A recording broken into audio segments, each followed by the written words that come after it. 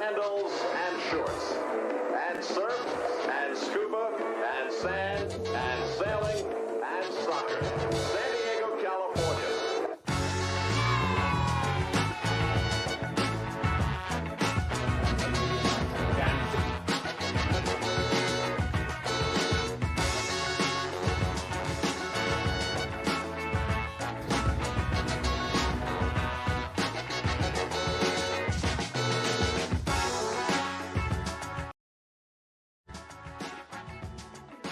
Season's greetings and welcome to Two Balls and a Mic, episode 230, 23 and a 0 added onto this beautiful Monday, a hot Monday here in the city of San Diego. Hot for various reasons.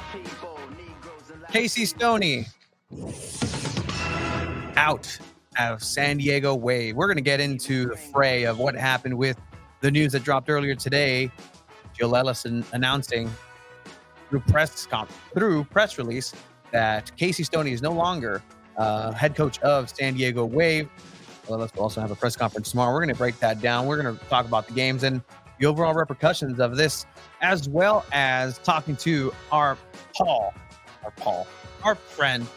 I saw the word as the interim coach. Talking to our friend, our pal, Cesar Hernandez. Everybody loves him here in San Diego. ESPN correspondent, ESPN writer, mero de San Diego. El Vato. Man, the myth, the legend, Cesar Hernandez is going to go ahead and join us for some Copa America talk. We're going to go ahead and be at the Mexico-Venezuela game on Wednesday.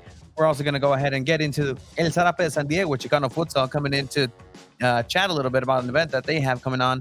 San Diego FC rumors. Some rumors have been quelled. Some rumors have been intensified. Some rumors remain rumors and have forever been rumors. We're going to get into all the SDFC talk along with our impressions of the 18 Thread store. You weren't there. Abe was there. We were there. It's A-OK. And we'll have goals, gaffes, and greats making a return. A couple of gaffes, a couple of greats, lots of Copa America talk. But the big news, and I know people have reached out in DMs and reached out in public and have been active on the social medias. As the big news came this morning that Casey Stoney is no longer head coach of San Diego Wave. And that is, I guess, probably one of the most monumental news in San Diego Wave history, aside from a couple of signings, aside from the fact that they announced that they were going to be a team. We want to just say season's greetings to everybody who's joining us here. We're also going to go ahead and join in. I know people are heartbroken. Tanya's heartbroken, speechless. There's a lot of feelings. There's a lot of actual soccer, just kind of background on what happened to this, and we'll try to piece this together as much as we can. We will get context tomorrow from Jill Ellis, and then on Wednesday we're gonna go ahead and have some media availability at Polo Grounds by Paul Burkle. Hopefully he can shed some light on that as well. He's the interim coach replacing Casey Stoney at this time. But with that said, we're going to go ahead and welcome San Diego Punto Futbol's number one writer extraordinaire, El Señor Abraham Cepeda. Good up, save. Absolutely. Good save, yeah. What's up, babe? Unmute. There you go. Abe. It's actually Paul Buckle, not Paul Burkle. Burkle is I Ron added an Burkle. R. Yeah, it's Ron. I don't know why. Don't get him confused, though. Yeah. Paul But Buckle, no relation. Paul Buckle was a coach at Sacramento Republic. Correct. Ron Burkle used to own Sacramento Republic. Correct. These are all facts, aside from the dyslexic spewage that I just had on here. But other than that, I mean, this news came today that Casey Stoney is officially out, parted with San Diego FC earlier today. But let's kind of preface this a little bit with games. There was action. There were happenings with San Diego Wave. They've been on a 3-game away stint.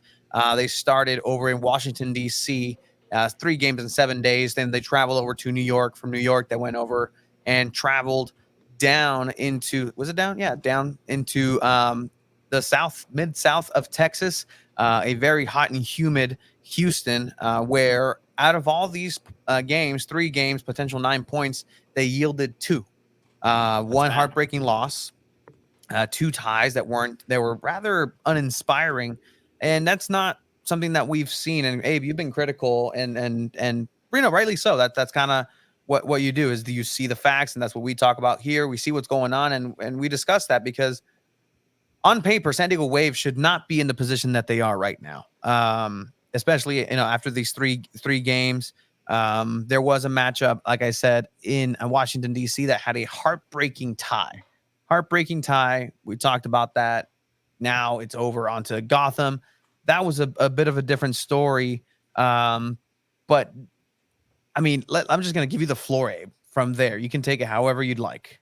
So, even going before this 3-match away stint, they've only won 3 games. Those 3 games that they've won are against the bottom 3 teams in the league. Just so it's fair to say that this season has been disappointing as far as standards of the club and standards of where they've been. I think Casey Stoney's standards as well.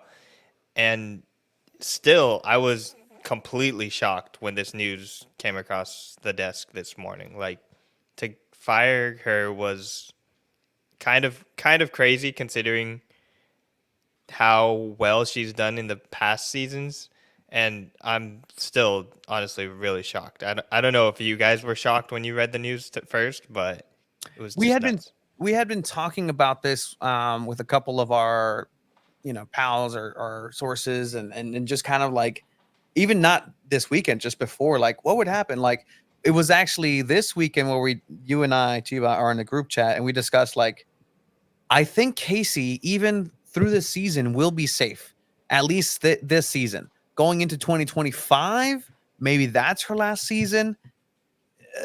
There's some cracks. There's clearly some, there's always been some pushback from her on the league itself, and we'll get into that. But Chiba, I think I just want to say I have been bringing up that question of when is it time to cut or part ways with Casey Stoney, right? Yeah, I you mentioned it in the past too.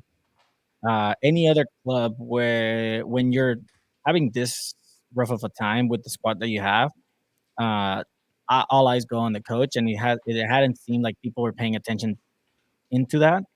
And I think the team kind of finally realized, okay, we have to do something about this because nothing's changing. And I think that's where we're going to dive in more as to the reasons why the club did this. The club on the press statement, Tony, I know had the picture up, but it said that they parted ways. I know the ESPN article said that they fired Casey Stoney. So I mean, in hindsight, it's pretty much kind of the story is they fired Casey Stoney. yeah, That really is kind of like what happened. Yeah, and that's plain and simple. I think, again, it's very political, just a clean cut in terms of, we wish them well on their future ventures, right? Like, that's kind of very business-like how these things go, in a way. And I'm very curious if people's thoughts, reaction on this. Casey Stoney to SDFC is not a rumor to coach, so let's just get that out of the way. We will get into SDFC talk here in a bit, and those rumors. Shame what they did to Stoney. SMH bad look on the front office. And all right, so we can definitely get into the nitty gritty of the actual games that happened. But to be completely honest, and we've been having to just kind of go back and forth with everybody on this, is that this all seemed, these games, like a copy paste of each other. This was all seemingly the same old story, going back to early in the season, where there was a lot of opportunities that this squad had in order to capitalize on a lot of good things that were built. They come out from last season with winning the season, the Supporters Shield. After that, they go in and beat the current reigning defending champions of Gotham in the Challenge Cup. So that's two, that's two pieces of silverware, right? In other clubs around the world, one piece of silverware, and man, you are going to have a statue outside of the stadium. Talking like, like Arsenal or whoever you choose, right? this is one of the things that I think comes to a surprise to a lot of people because there was that sense of success early on. This team is 3 years old. This is the only head coach that they've ever had. San Diego Wave has still playing. I want to say elite defense this season. This season they've been they're currently the second best defense. Abe, correct me if I'm wrong. Yeah, second best as far as goals conceded. Yeah, and at the end of the day, like if I'm as a former goalkeeper or whatever, like that's what matters defensively. Like, do you? I don't care if you have how many yellow cards. I don't care how many chances the other team gets. Do they score? No, great. That's awesome. But again, like the firepower. Oh, where'd you go? The firepower. There he is. The firepower that this team had on paper to only have the offensive production that it has this season, it can definitely be somewhere and someplace to start in terms of talking about, all right, well, what's not working? What's happening here? And I think Casey herself last season admitted that, you know what? There were some mistakes made. There were some mistakes made in the terms of I should have subbed in faster. There should have been adjustments quicker. There should have been this and that quicker. There's a couple of times this season as well where it seemed like that was the case, where Casey, at the end of the day, no fault on her own, seemed to be out coached. And look, there is, and this is coming from a highly trusted source. The club in training and practice has seemed dull, hasn't seemed inspired, hasn't seemed to be the club that everybody has come to know and love, the smiles, the joy. And you can chalk that up to however you want, but in an emotional sense, this team just hasn't been there. And I know there was an article that mentioned like they're going to need an emotional leader. Soccer isn't necessarily all about emotional leaders. Sometimes it's about X's and O's. Sometimes it's about the adjustments. And that didn't seem to be happening. This isn't necessarily an attack on the individual that is Casey Stoney. This is just laying the context of what could potentially have gone into the decision by the front office to axe Casey Stoney in the middle of the season, looking at a long break, looking at a point in the season where there's still time to potentially turn it around. Will this? I'm not sure. I will say just really quick, she is what I would assume just from the outside looking in, the player's manager. Like she was a former player. She's always championing player health and player like empowerment, and just always like the press conference on Saturday, just yelling about the scheduling. She's been yelling about scheduling since she joined the league. I think rightfully so, because it's been an issue, but always championing the player. You'd think players would get behind that and be like really grateful for that. But hearing that like practices are different, that's part of like results too. I mean, this team hasn't won. They've only won 3 games. Like, yeah, no, 100%. Let's see, we're 1 point away from playoffs. That's not a big deal over on Instagram. Chrissy and then Danielle also says that they lost an emotional leader when they traded Poe. I mean, sure, like you can go into that and who really made those decisions, right? Like what's going on behind the scenes. You had Amalia Downtain who's stepped down, new GM incoming this year, a couple weeks ago. Here's the thing too, right? Over the last couple of weeks, Casey Stoney has very much expressed her feelings with the league about scheduling, and she always has, and she always has, but more in particular this last couple games with those heartbreaking last minute goals that they conceded. She comes on the press conference and says, I don't know what to tell. What do you tell my team? What do you tell the players when you concede in the way you did? And that's not what a good coach is supposed to do. A good coach is supposed to still either you grow your players, either you motivate them in a way. You don't come out and say, I don't know what to tell them. You don't come out and say and start blaming the league and tell your players, well, you guys are getting screwed because the league is scheduling 3 back-to-back away games. Like you don't do that, because at the same time you're instilling that mindset in your locker room where it's okay to put blame in the league, and that's why we're not getting those results. And if you have that culture in your locker room, then it's going to reflect on the field, and that's exactly what was happening with San Diego Wave. For her to say, I am proud you tied 0-0 against Houston, and to say I am proud of my players for putting on a shift in 91-degree weather. I'm sorry, you're a professional soccer team. You're going to play in all kinds of weather, and to me that is unacceptable. I mean, Houston is from there. Like they Yeah. play there game in, game out. I think that in term is not necessarily okay. This isn't mutually exclusive. The things that Casey Stoney has been screaming off mountaintops since she got into the NWSL is true. Yeah. Player safety, player the well-being of them, mental health, physical health, recovery, travel issues, the quality of that travel. All of this is true. There is nothing saying, or we're not refuting Casey Stoney in the least in saying that these things are an issue and a problem and should be addressed 100%.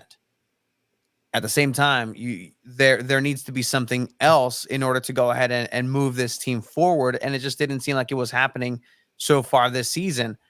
On paper, once again, we're getting. You guys don't think like an offensive assistant or an offensive coach is the kind of thing that helps this sort of issue? Because it really is just the offense. Like defensively, they've 100%. been amazing still. Yeah, but is it also when you develop, like Casey Stoney was here for the beginning, she helped develop this defense. Does she still need to be here to kind of keep them going in the right direction? Seems like at this point they kind of just run themselves. Yeah, but I mean, you look, right, 14 games, 3 wins, 6 draws. You've only scored 2 goals in a game against the expansion teams this season. Your offense, it really is the big problem. And I think Casey Stoney, like we all know, she was a defensive player. She was a center back. She's a defensive-minded coach. It shows in her attacking, but that wasn't the issue really over the last couple season. They were still scoring some goals. They were still having some games with like 3 goals, 4 goals, right? So I think at the end of the day, Casey Stoney wasn't adapting to different things. Like you said, Tony, with this squad on paper, you should be scoring more than 1 goal a game. You should be scoring or putting even a single goal every single game. And I think Casey Stoney was figured out and she wasn't changing anything. And I think the front office kind of saw that as well. Here's how I see it too. You have a coach who's every week is speaking out against the league.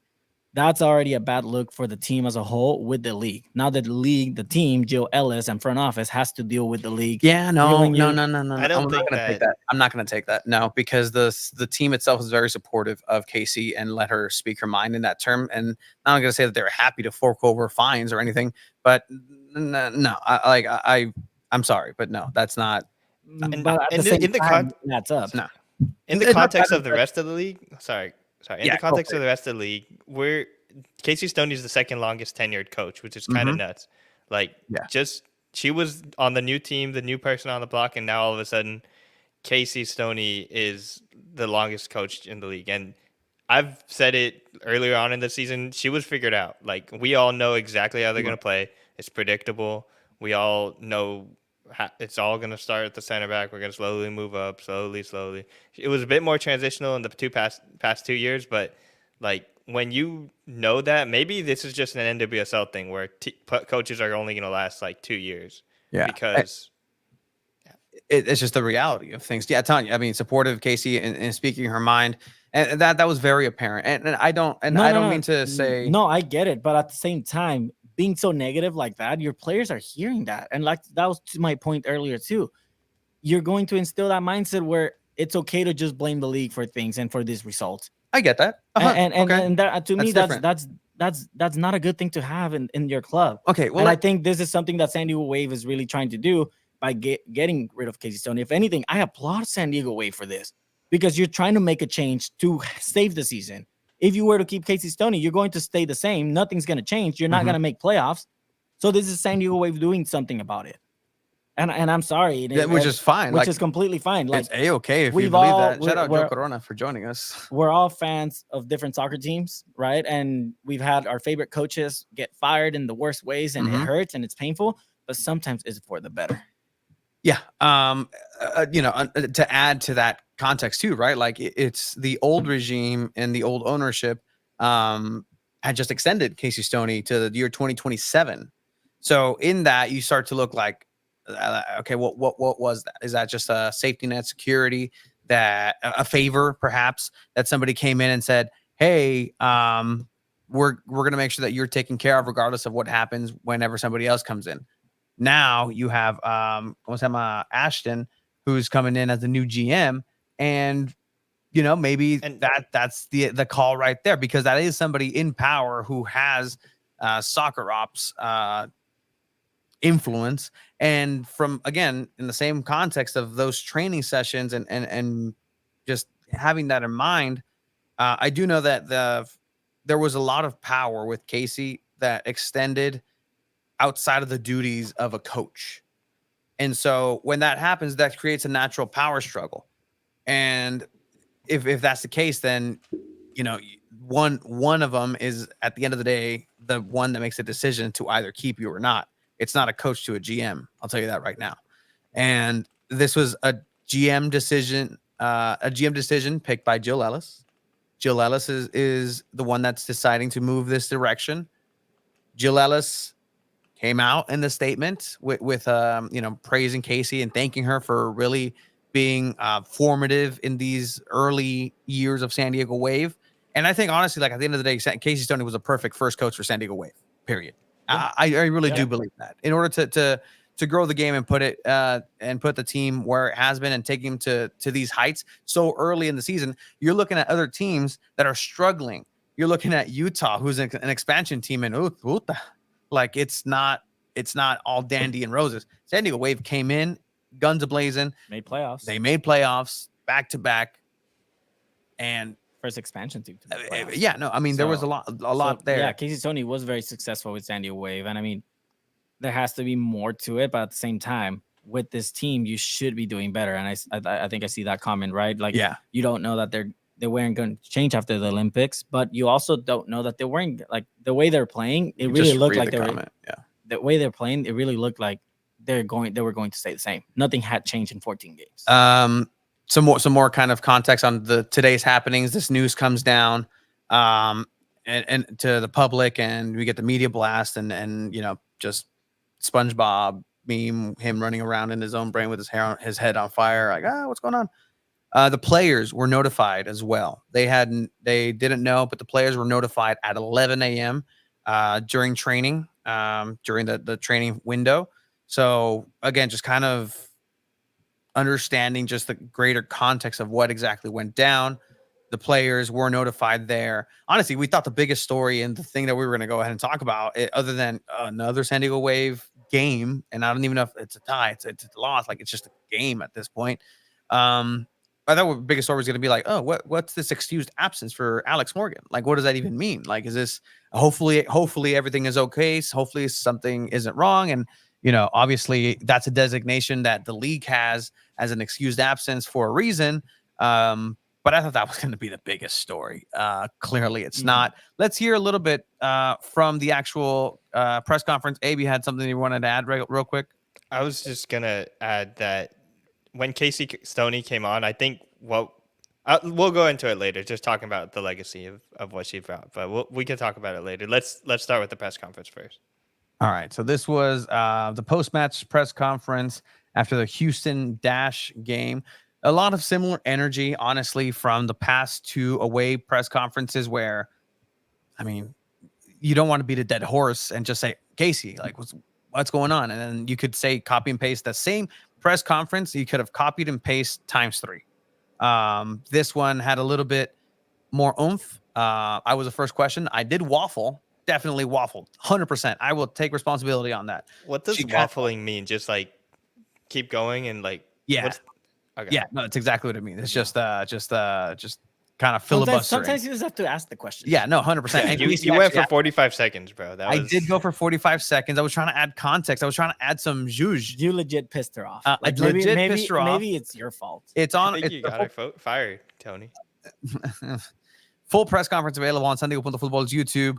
The edited version that Abe went ahead and saved me a little bit of face on. Again, when I got to the question, is like, well, what's going on, essentially. So here's Casey Stoney post-match for the Dash. I'd love to know if any other teams had this away stint, playing Saturday, playing Wednesday, playing Saturday, traveling in between, all on the road. I think you'll find no other team has had this. I think it's extremely unfair on players. I think for player welfare to ask us to go to Washington away, New York away, and then come to Houston in June, 2 days after we've played the previous game. It's unacceptable. Scheduling wise, it shouldn't happen. But for that reason, I'm extremely proud of my players tonight. They put an absolute shift in. It was so hot out there. They worked so hard. They controlled the game until the last 10 minutes when we gave away a few set pieces. Yeah, we're lacking a little bit of cutting edge in the final third, but I still think we had chances. How we've taken it off of someone's foot at the end when we can score a goal.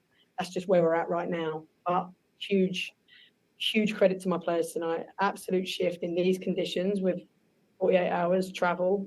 Yeah, I can't be, if we win it at the end, it's an incredible performance. We're disappointed that we haven't got 3 points. We're disappointed we've only taken 2 points out of these games. It's massive ask for us. It shouldn't happen. And I will be asking big questions of the league as to why we had this schedule and no one else has. There is no reason because in this league we don't work with foresight, if I'm honest. So we played a Challenge Cup game. So we win the league. We then get punished by having to travel away to Gotham to play the Challenge Cup game on the first day of the league season, when in every other league in the world, that sort of game is played a week before the league season starts. So we miss out on our first game. We then get given the midweek game as the makeup game to Gotham away. So we had to go twice. Work that out. We talk about parity in this league. Work that out. So I think there's been questions raised. It's basically tough, get on with it. But what we've got to consider in all of this is the players, their health, their body, their mind, and what we put them through. Travel is brutal in this league. The conditions are brutal in this league. This could have been better. Like, there was no need for this. Just foresight and planning, scheduling. It's not, I don't think it's rocket science, to be honest. I honestly thought for a quick second, when this news came down, that it would have been Casey Stoney, the one who said, "I'm done here. Like, I'm over this league. I'm over this travel. I'm over this. This is not the league for me. It's not what I'm used to. It's not what I know. It's very honest. Again, she mentions the health of the players first. It's a brutal thing. Any team from San Diego and any San Diego fan would know this, is that regardless of who you are in San Diego, if you're a professional sports team, you're going to be traveling probably the most out of anybody in the United States, outside of potentially Florida, outside of potentially Seattle. Like, these are the destinations where it just takes longer. Like, you're in the corner of the continental United States. It's gonna be the reality of it, right? Like San Diego Loyal there last season. They were the most traveled team in the world. Some comments real quick before we kind of get into it and dissect kind of what Casey Stoney said there is interim coach Paul Buckle will be the interim coach. I know Ivan was asking that. Anything on who's going to be the SDFC head coach? Again, not Casey. That's oficial. On Instagram, Sissy Phillips saying 14 bullshit. She played multiple people up top and didn't score. That's on them. And that's very true. That Casey was not out playing. She was not part of the 11 that was out there. She was not missing the opportunities. She was not letting some of these last minute goals go in. But that can be said in any sport, like, oh, the coach isn't out there. But essentially, it's their tactics that either help the team move them forward or hinder them. It didn't seem like it was a hinder or a help. It just kind of was for a long stint there. Do you think how much do you think that Olympic year impacted this season? I mean, look, they're coming off a World Cup. They're coming off a World Cup. Last year was worse scheduling wise. The World Cup was brutal as far as taking players out. They had to be preparing more for that. That was nuts. Yeah, absolutely insane. But I mean, look, that's definitely something to really look at with the league itself. It's true. But question, gentlemen, and anybody in the comments, Instagram, Twitter, YouTube, thank you for joining us. Is this the right decision for San Diego Wave? Was this the right decision to let Casey Stoney go? Whether it's fired, whether it's parted ways, whether it's separated from employment, constructive termination, whether HR is whatever.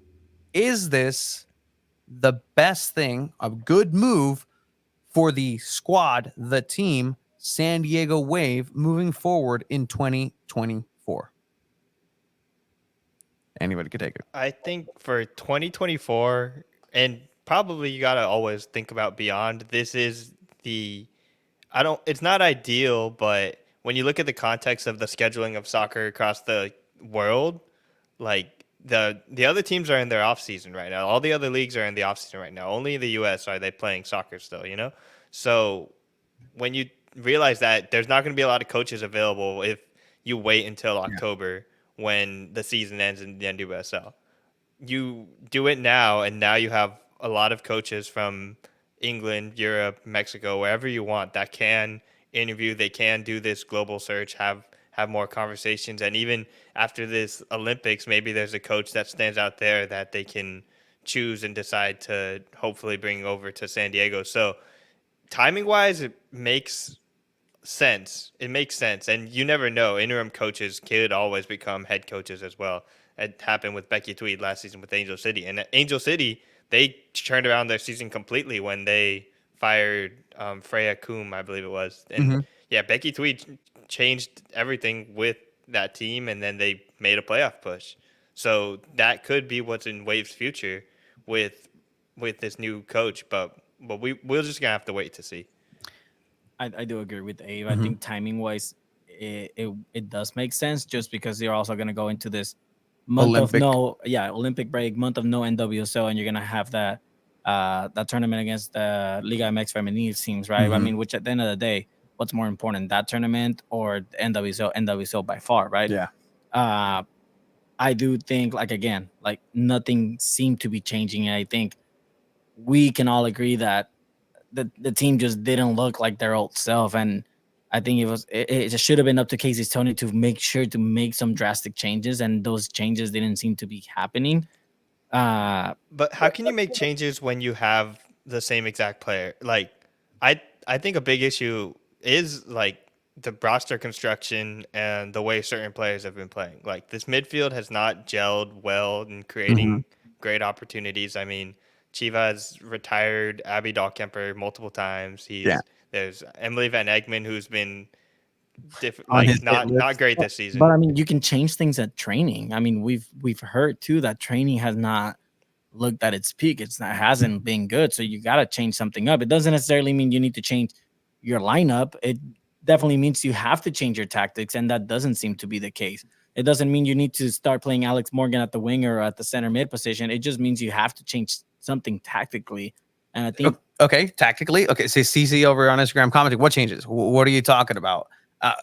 You have players who are in form, like with Mackenzie Doniak. I think that was your question to Casey as well. Like, hey, was in the second game, the Gotham game? After Gotham, I mean, she had like a bad ankle. Yeah, and that's the reality of it. But then she had been healthy, but then she gets played in a different way. In the pregame, they were actually mentioning on the roundtable, like, oh, like Mackenzie Doniak has been in form now. She's starting a little bit on the midfield. But then it's like, how do you get a play by Gotham that have like 6 starters out injured and you have your starting team? Yeah. At the end of the day, that comes down to the tactics. And obviously, I'm not going to sit down here and say they should do this and this. I'm not a professional soccer coach. Yeah. Again, but I can see what's going on and see that something's not right. So again, change needed to be made. And I think that's what San Diego Wave did. They made change by firing Casey Stoney.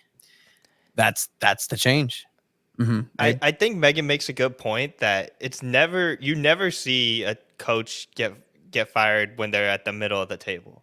Usually they're at the bottom of the table. So that is one of the weirder things. Like middle of the table coach getting fired is kind of crazy when you think about it. This move seemed crazy. It not necessarily crazy as in like ludicrous. It was shocking, and I didn't think that either the team or anybody would pull a trigger at this point to make this move happen. You look at, what the language was with Jill Ellis when that extension happened, and Jill was just, head over heels and talking obviously very highly of Casey Stoney. I think the quote was, in the last 2 years, Casey has established herself not as one of the best coaches in the league, but also on the global stage.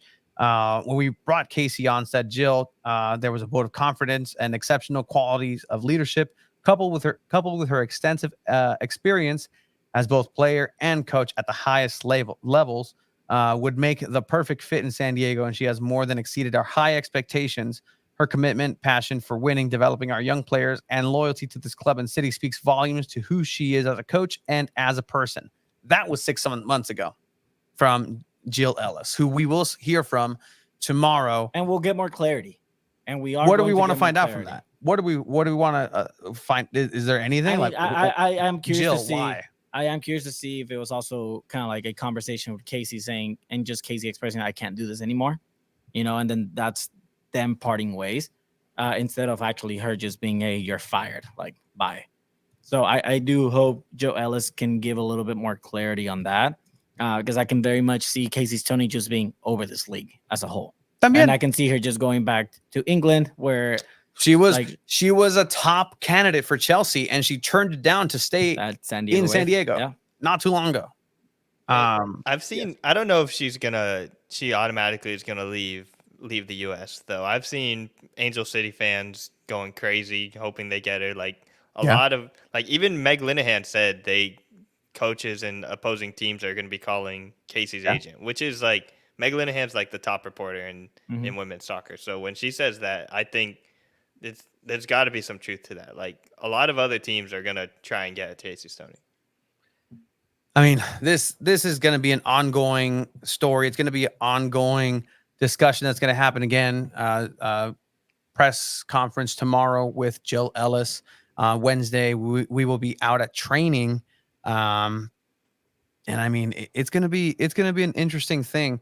I'm looking over at our guest little hub, and I see El Buen Cesar H. Football kind of getting prepared, getting ready. I'm not sure if he has any thoughts. He can mime, he can say anything, or else we'll kind of I mean, he's like, give me a thumbs up if you want to come up, if you want us to say hi about it. All right, let's go ahead. He's 50-50. He said all right, that's a-okay. That's fine.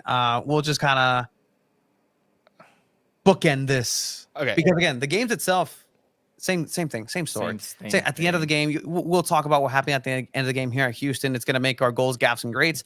I will tell you right now, there was no goals, so there's no goals. There was no greats in that game, so there was a gaff. So just common denominator. Yeah, common denominator. That's part of the story there. Abe, yes. I'm just gonna. One thing I will say, I'm gonna miss Casey Stoney's clarity and honestness and just willingness to be candid. You don't see that a lot in coaches in like any professional sports.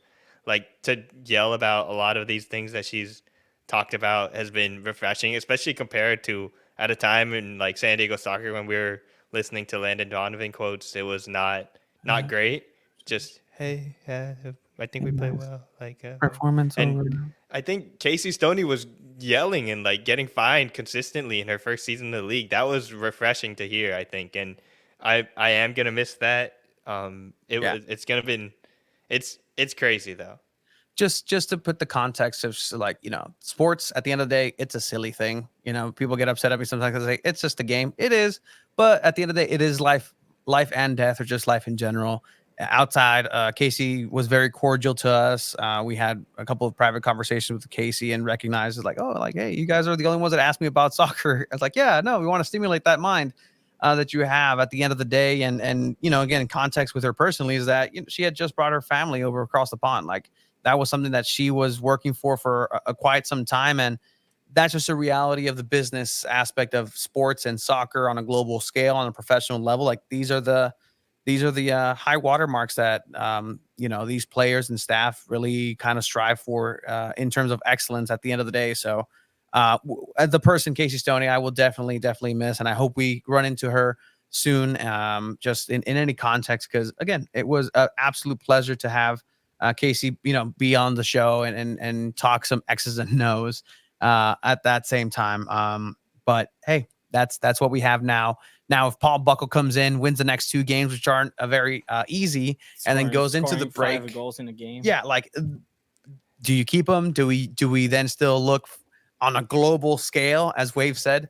It was a huge thing last season, but when Angel City fired their coach, Casey Stoney said a lot of the times, like, teams that lose their coach play way better in that next match. Yeah, like it happened when they played Gotham, I think, and then also Angel City. So like, I expect San Diego to win by like 2 or 3 on Friday. We're gonna see what happens this Friday. She had the players back, as Marcy's saying over on Instagram, and we'll bring back Wave here towards the end of the show. We have a jam-packed show to get to. Abe underscore Cepeda. We're gonna put you away. People say that we need a sound effect when we put you away. There we go. At the same Jinx. time. With that, we're gonna reverse that and bring somebody else on. We have spoken to this individual many times. One of the most We love this guy. one of the most appearances on Two Balls at the Mic, Sunday Punto Football in every iteration for every, he's a thing or two about soccer. He knows a thing or two about soccer. His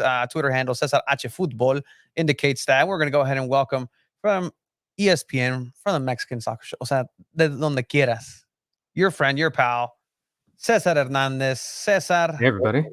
How are you? Hey, I like this look. I mean, everything is. America, man. This is. Hello. I had to start looking professional. Doing the Copa America coverage. I figured I couldn't just be the scrappy Cesar just hanging out in like San Diego and just like walk around. I was like, all right, representing ESPN, gotta get the. We got you covered on that end. Says Cesar. Will. But by the way, I didn't know that you guys could see me while I was like put away there. I'm glad I wasn't like picking my nose or like getting dressed for whatever reason. But guys, thank you for having long time listener, 4th time caller. I believe so. Yeah. I believe so. Yeah. You've seen us in different HDs. You've seen us through different iterations. You've seen different shapes and sizes. literally shapes and sizes. I mean, yeah, me too. I mean, we couldn't have made a second co-host with the amount of fat that you and I have. Yeah, it would have been. No, it would have been. Anyways, Welcome Cesar, to the show, Cesar. welcome. I mean, again, thank you for making time. Yeah. You're the best. No, I mean, honestly, let's be real. When that Casey Stoney news emerged earlier today, I was thinking about texting you guys. I was like, you sure you guys want me to come on? Like, should you be spending like a little more time to talk about that? But like, no, but I appreciate you guys still making some time to chat with me and chat football, chat soccer, chat Ultri, chat Shuki, chat whatever, guys. Yeah. Yeah. I mean, the soccer in San Diego scene has certainly changed in these couple 4 years. And I mean, the landscape is absolutely insane. The fact that these high profile moves, whether hiring, whether firing, whether anything is happening, is a testament to the community of soccer in San Diego. And I mean, you've also been a crucial part of it as well, Cesar. But all right, let's get down to brass tacks. Copa America is something completely different. Copa America is coming, and Copa America is here. You've been covering El Tri for quite a while now. You're the guy. You're el señor. You were in Houston, adjacent to Casey Stoney's last. Just bringing it back. Last game coached for San Diego Wave. Did you have anything to do with that? Did you make a phone call? Actually, the fun thing was like I was like talking to some like people in the press box. It's like, should I have like gone out like just like 20 miles north and like caught the first half of that game and then like just like booked it down to the other to the other part of town? But yes, obviously. Also, really quickly before we dive into this, yes, I want to give you guys a shout out for getting your Copa America credentials. I mean, you were mentioning earlier today, like I've seen you guys, like we've known each other for a while. It wasn't too long ago. Whenever like hanging out with you guys at a 1904 game. Remember, it was just like the three of us is like the only media ones at like some 1904 game, and it's just interesting to think about like the progress that you guys have made since then. Like, so I just want to give you guys like a quick shout out about like yeah. No, I mean, I can tell you there at 1904. I can tell you when that was, because March 7th was a big day for the San Diego soccer community. That was San Diego Loyal's first ever match at Torero, home game. And the next day was 1904's first home game at Lincoln High School. And so, that's when we kind of crossed paths. And I mean, it's been a wild ride. And I really appreciate that, because you've been a person that we've reached out to in this venture of like, hey, would you ask this? Like, is that not good? Socorro. And you've been a huge help in this, but now look at this, Cesar. We're both at Copa America. How's that? Huh? You're gonna ask us? No, it's fine. Actually, guys, it's be prepared. Be prepared. I know you guys want to talk like like brass tacks and talk about all the seriousness of L3 and Chuquilzano SDFC, but some breaking news from Houston. Hopefully it's not too heartbreaking for you guys, but there was no food provided in the press box. I know that's heartbreaking. Had to buy my own pizza. Oof.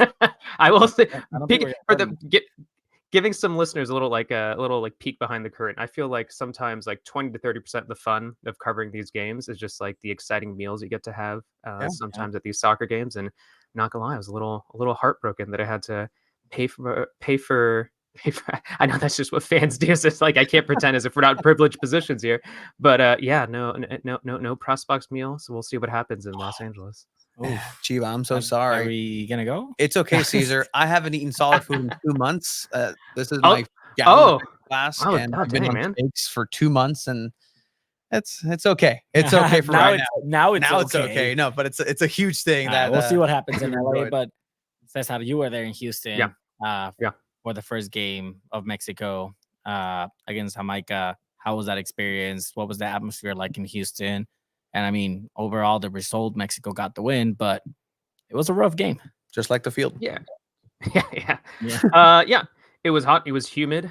For someone who grew up in Southern California, experiencing that kind of heat and humidity is very strange. You're just constantly sweating out there, and I wasn't the only one sweating. El3 was also sweating out there against Jamaica. They were having a hard time, and I'll say when I think about talking about this, like with you guys and to the audience, I'm trying to think about this from a lens of SDFC fans who are thinking about Chucky Lozano, who are thinking about El3. And something that really stood out to me when I was going to that game was that, yes, Chucky wasn't a part of the Copa America roster alongside with Ochoa and alongside with Raul Jimenez and other stars. But when you're walking outside of Energy Stadium, I'm sure you guys will see it, or at least Chiva will on Wednesday, you still saw Chucky jerseys like everywhere. You still saw Raul Jimenez jerseys, Ochoa jerseys. So it's this interesting moment for the Mexican national team where Jimmy Lozano, Mexico's manager, is taking a gamble and saying, you know what? I'm going to force this generational change. And part of that generational change is leaving out a Chucky Lozano and thinking that he can build success from there onto the 2026 World Cup. And I'm not going to lie, I'm sure by halftime, by the 60th minute, obviously Mexico ended up getting the game winner from Arteaga, but I'm sure there are fans who are looking around, probably being like, all right, what's the answer here for L3? Probably looking to a fan next to them on their left or the right, probably seeing the Lozano jersey on the back and wondering, why isn't he here? Right? So I think it's really, really interesting what's going to happen for L3 in this Copa America, because as we saw in that one game for Mexico, yes, they got the job done, and I think you got to give them a huge amount of credit for getting the job done there, especially after the unfortunate injury for Edson Alvarez, their captain. But will they be able to continue doing that going forward against a Venezuela, against an Ecuador? Because if they could get that job done, I'm not sure if they'll be thinking twice about Chucky Lozano. But if Mexico struggle, if Mexico continue to have some of the issues that you saw against Jamaica, then I do wonder if a few months from now, if Chucky Lozano is back in the conversation, if Ochoa is back in the conversation, Raul Jimenez. So it's a really, really interesting moment right now for L3. So, do you think this is the appropriate time? And I know that with international, there's not really any appropriate time to really come in, gel together, and put that mentality and DNA that you as a manager would want. And that's part of the reason why Mexico has always been impatient and just firing coaches left and right, not believing in a process. But is it really appropriate to use the Copa America, a tournament of this magnitude, as that sandbox, as that playground to really try to revolutionize the Mexican plantel and just that, mentality of, we need the new kids, we need new guys. And, Chucky Lozano, even in his press conference when he was presented with SDFC, that was the conversation that he had with Jimmy Lozano. Yeah. He said, okay, you're not part of the plans. We're going to go a youth way. Is this Copa America something that you think is okay to really kind of potentially, because we don't know, potentially throw it to the side and say, well, we're just going to play around and see what happens here? I think I'll use the word gamble again. It's a gamble from from Jimmy Lozano, and no relation to Irving. Obviously, got to say they both had the last. In case there's some confusion, I'll say Jimmy Lozano and Chucky Lozano. It's a gamble from him. I think. I will give him credit for taking this chance, because if I was a manager, what I would have done, because I'd be afraid of losing my job, is I would have kept those superstars, but instead of keeping them as starters, I would have just kept them on the bench. Personally, I would have kept Chucky in the roster, but been like, you know what, man, you haven't been as consistent with El3. I forget the exact stat, but just I think he's only had 3 goals in his last 17 appearances for El3, and I think only one of those goals was in an official game, and like the other 2 weren't friendly. So Chucky was no longer, a go-to guaranteed starter for El3 anymore. What I would have done is I would have kept him as backup options, but that's the safe bet. That's me thinking about this from a safe perspective. Um, could this blow up in Jimmy Lozano's face and they lose against Ecuador to Venezuela, and then they're suddenly out and maybe he's out of a job, even though the FMF, the Mexican Federation, are promising, not promising, but stating out loud that he could, will continue through the World Cup. Well, could that happen? Possibly, yes. But part of that gamble and is that if it does work out, then I mean it's going to be really important for Mexican soccer, because you're not only doing that without your aging superstars, but you look at the players who are part of this training squad and part of the roster, and I know they're not getting minutes, but you look like someone like a Marcelo Flores, and like you think about the future of El3 and be like, yes, would it be better for El3 to have someone like Marcelo Flores training day in, day out with these players at this environment, at the Copa America, and that potentially propels them at the 2026 World Cup at a level that's beyond what Shuki will be at that moment? Possibly. So I think it's like I said, I'm gonna use the word gamble again, because I think it's a gamble to leave Chucky off. It's a gamble to leave those other superstars, but if it pays off, it's gonna pay off a lot more than if you would have taken I don't know, a more cautious approach that I would have done. And I mean, what were your initial thoughts when Chucky Lozano, the announcement was made that he SDFC signed Chucky Lozano? And traditionally, when a Mexican player goes to MLS, it's kind of like kissing the Mexican national team roster goodbye. Yeah. That question was asked by Morvilla to Chucky Lozano. Hey, like, are you worried that you might not get called up anymore? And he said, well, my plans are still to try to work hard to make El Tri's roster for the World Cup. But what were those initial thoughts for you? My initial thoughts were hopefully fans are not expecting the Chucky that they're getting from those 2018 World Cup highlights. I just wanted everybody, when you were seeing those World Cup highlights, that's not the Chucky you're gonna get. That's the first thing actually came to mind, because they kept highlighting that, and I think, which is a good and bad thing. If we want to talk about, and I'll talk in a little bit like what it means for his own career, but I think literally what it means on the field, I think that like the good thing that that's not the player from 2018 is that people still think of Chucky as this like feisty, scrappy kind of player who gets like a red card per season. He's like, no, that's not Chucky anymore. He's calmed down. Like people think he's this like this feisty. He's like, no, he like in his academy days, he was definitely known for being brilliant, but also like getting fired up and arguing with people and whatnot. But this is a Chucky that's much more calm now, and I think he's had a little bit more of a level head, but at the same time,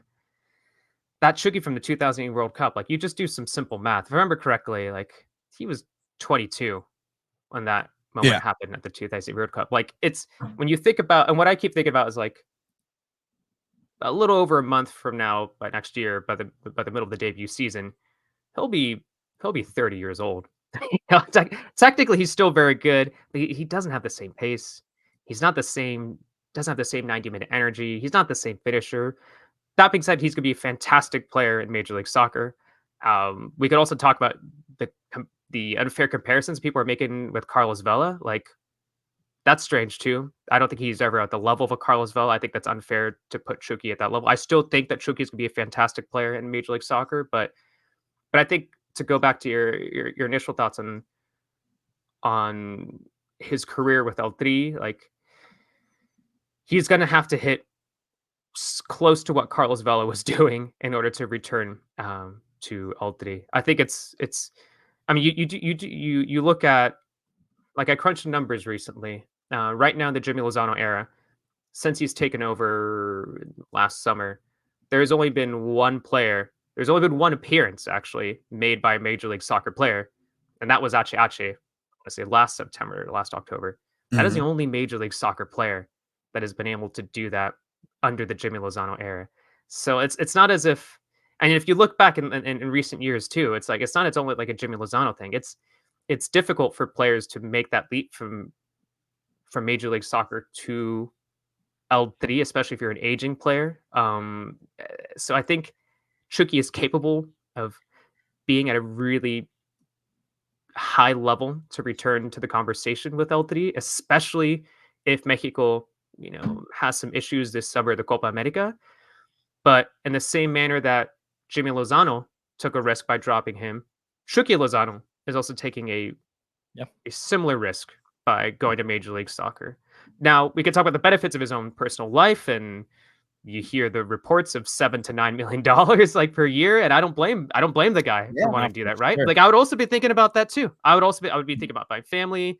I'd be thinking about my future, so I don't blame him for doing that. I think it's gonna be for SDFC, that's huge. For Major League Soccer, it's huge. For Chucky personally, and we could talk about the right to dream too. I think that maybe it has been talked enough about. Maybe it has, but like that's a big thing to have a player from Pachuca who knows a lot about when it comes to being a part of a very serious academy system, probably the best in North America at the moment, and being able to do that with SDFC as well. But with L3, I don't know.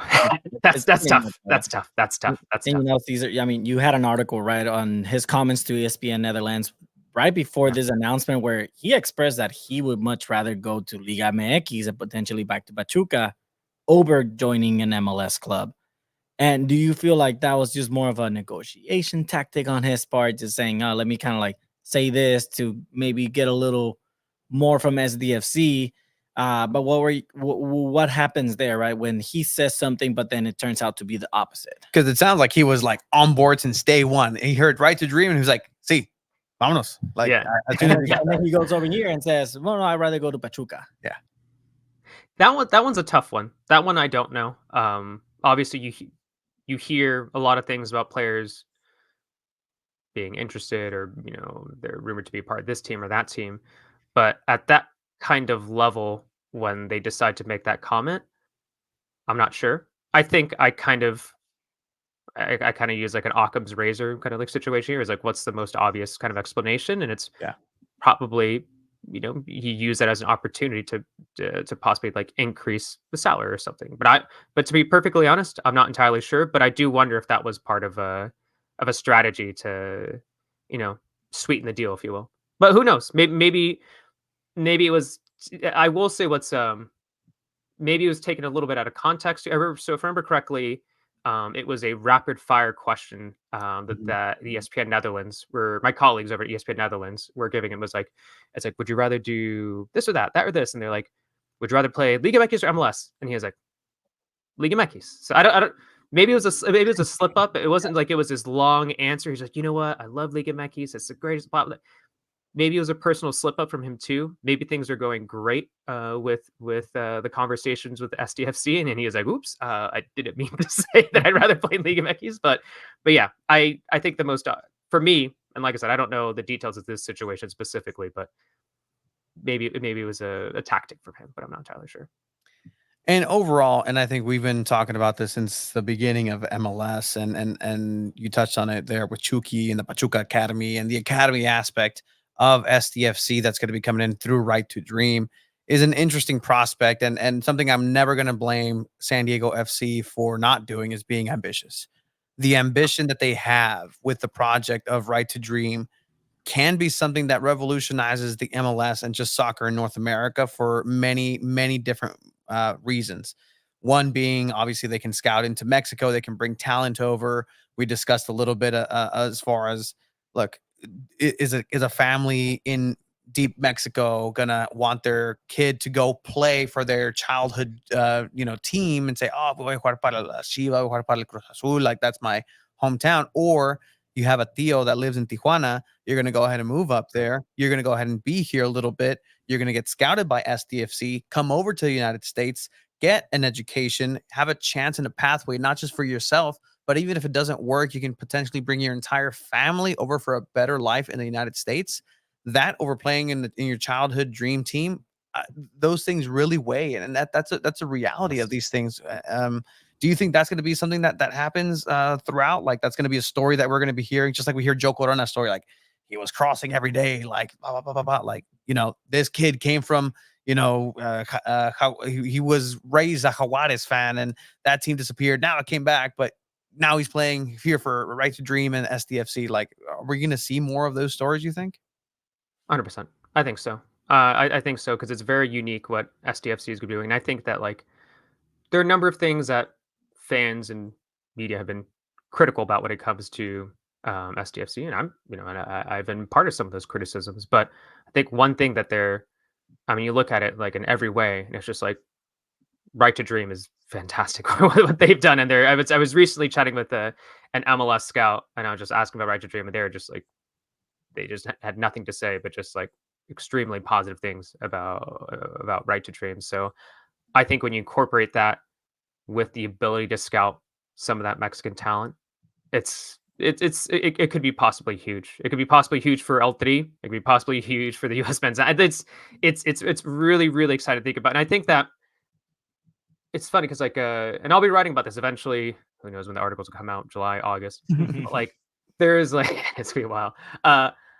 When I think about Chucky to SDFC, yes, there is a big marketing aspect, right? The casual soccer fan, casual Mexican soccer fan, they'll be like, "Hey, vamos, let's go see Chucky. Look up, like it's gonna be great. It's gonna be fantastic." Yeah, but like they'll want to do that. You'll also have obviously what he could provide on the field. As I mentioned, let's not put him up to the expectations of Carlos Vela. Chucky was never at the level what Carlos Vela was doing back in 2013, 2014, and then what he did in MLS. Let's be careful with that. I still think Chucky's be a fantastic player, though. I hope he proves me wrong. Maybe he does excel what Carlos Vela did. But I think something that, like I said, is maybe not overlooked, but for me, I think is really interesting is the right to dream aspect. Because like I said, with Pachuca, like Pachuca made Chucky Lozano. And that's like I said, and as I mentioned earlier, that is I would say the most well-respected like soccer academy in North America. And you look into what Pachuca do, and when you see what they're doing, you're like, oh, yeah, that's actually a lot of like Right to Dream with the Yeah. dorms, with the schooling. It seems like Right to Dream might be at a different level with schooling, but we'll see. With I remember reading an article about like individualized meals that Pachuca have. They even have a university at Pachuca, and they have like I think Chuck even studied, if I remember correctly, he studied like sports science at the university they have at the Pachuca campus.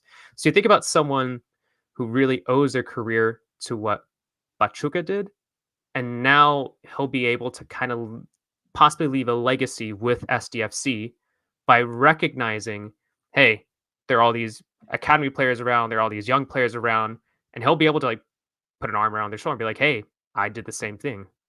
This is what happened to me in this situation. And so I think that that's huge.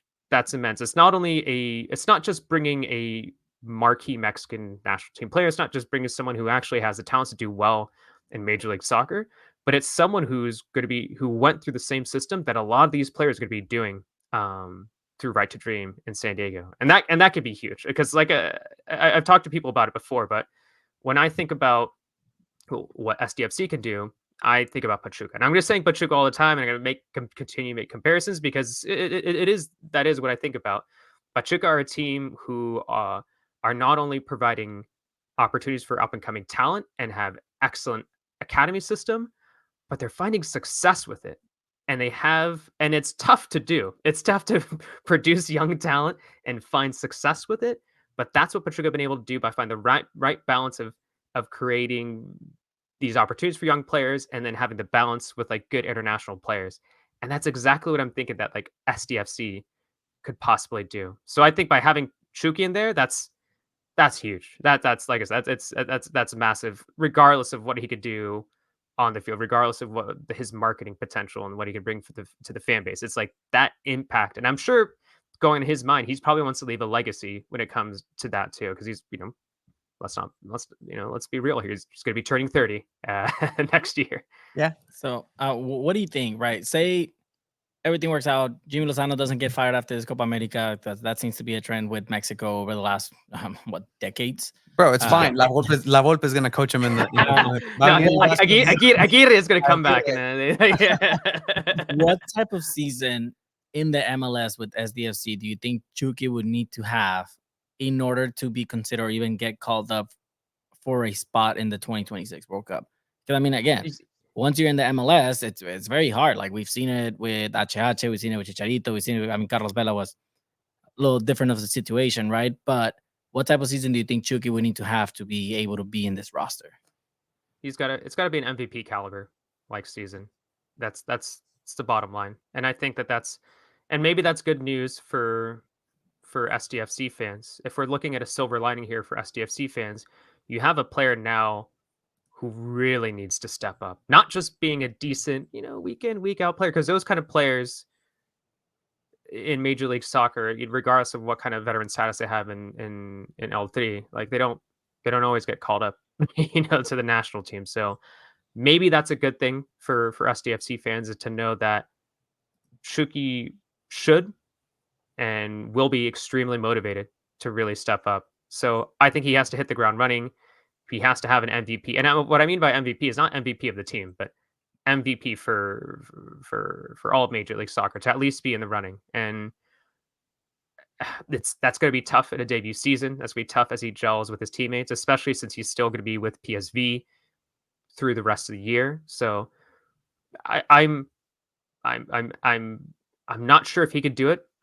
Maybe it'll take some time, but who knows? I mean, Chucky is definitely still a brilliant player. He's still a fantastic player, and I regardless of what I said, that he doesn't have the same pace, it doesn't have the same explosiveness. Like, he still has the technical talents, the creative mind, the ability to create something from nothing sometimes off transition to really, really be a star player. So he's gonna have to play at a high level to really be back in the conversation.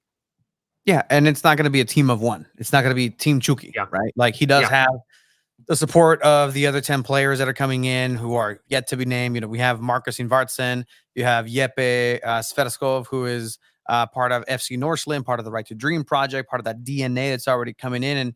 And we've talked about, and it seems like we're all in agreement with, the Right to Dream project is very good in a holistic soccer way, where it can produce a lot of superstars, a lot of good quality soccer players. But at the end of the day, SDFC has to win the MLS Cup. Like, that's what they have to do. They have to win in the MLS. It's not like they're trying to beat Madrid, make this Champions League push, make this Conca Champions right now off the gate, right? They have to make sure to be competitive. And this is just in a realistic standpoint of needing to have butts in seats at Snapdragon for the long term, right? That first year, it's going to be a sellout. Those first years, those first games, no question, it's going to be a spectacle. And I have complete faith in our friend Ricardo Campos and put on an absolute show at Snapdragon for the fans who are going to be willing to pay for those season tickets. But at the end of the day, is this model going to be successful in the MLS? It's very, very premature to say and speculate with 5 players, 4 players. You see the pieces that are coming in. Tyler Heaps, he was with Monaco, has that experience also in the academy settings, has a little bit of knowledge and experience, or a lot actually, with U.S. soccer. But there has to be a lot of moving pieces. What do you think of what the direction that SDFC is moving into? If there is a clear direction at this point, you see names being thrown out. You see Bobby Bradley coming up. You see, ¿sabes qué? El Dentista, Hugo Sanchez. It's a cross in Coronado. Like, is he coming in? Pio Herrera. You see Carlos Aviña, who was in, then he's out, then he's in, then he's out, and not here. Like, what do you make of these moves, or just the direction that's happening and SDFC has to navigate through? I mean, I think that's just the next thing that they got to do, right? Like, I mean, ideally they would have had a technical director at the least set by now. Maybe, I'm not saying maybe. Obviously, they're in conversations with people right now. Why wouldn't they be at this moment? But Yeah, I think that regardless of who they sign next and what next big player going to do, what no, that's just the immediate next step. I don't think it's at a moment yet where it's worrisome. the players are gonna be showing up, for preseason. What, January? I think that's the because Chuki's gonna wrap up, and then you have some of the other players, but I, you need to have a technical director and a manager. I don't want to say as soon as possible, but that's hopefully they'll be announcing something up at some point soon. I wouldn't, like I said, I wouldn't worry about it just yet. It's still the summer. You could still create a game plan with a few months before the start to January, and then you start thinking about the next MLS season. But yeah, it's crunch time for them at the very least. But what do you guys think though? I'm curious. Like, do you feel as if they got to do something? Like, are you guys worried? Actually, you've been following this like week in week out. I feel like I'm not too worried, but I'm curious what you guys have to say. I mean, I think by now you would want to have a coach already, right? Yeah. I mean, I'd like to think that the coach can also put in an input of what type of players they want and who they're gonna want to draft from the draft and everything. And from what we've heard is that they should be announcing a coach soon. But like you said, a sporting director, someone to also help Yeah. in there, and it's not just on other people. So yeah, I mean, at this point, I would say I'm getting worried. You have to announce someone soon. Yeah. I mean, at the same time, you have to give them time to kind of settle in. They're gonna have to move here and settle into their house, and we all know moving from wherever you live, like that takes time to kind of It's settle the down. human aspect of Exactly. professional sports. So Yeah. I mean, Yeah. essentially, you want to have something already written on paper to have someone. So clock really is ticking for SDFC now. So those announcements need to start rolling in. Yeah. I Can mentioned. can I? Yes, go for it. I was like, can I put both of you guys in the spot? Yeah, go for Yeah. it. Love it. If you had a realistic option, realistic coach, who would it be?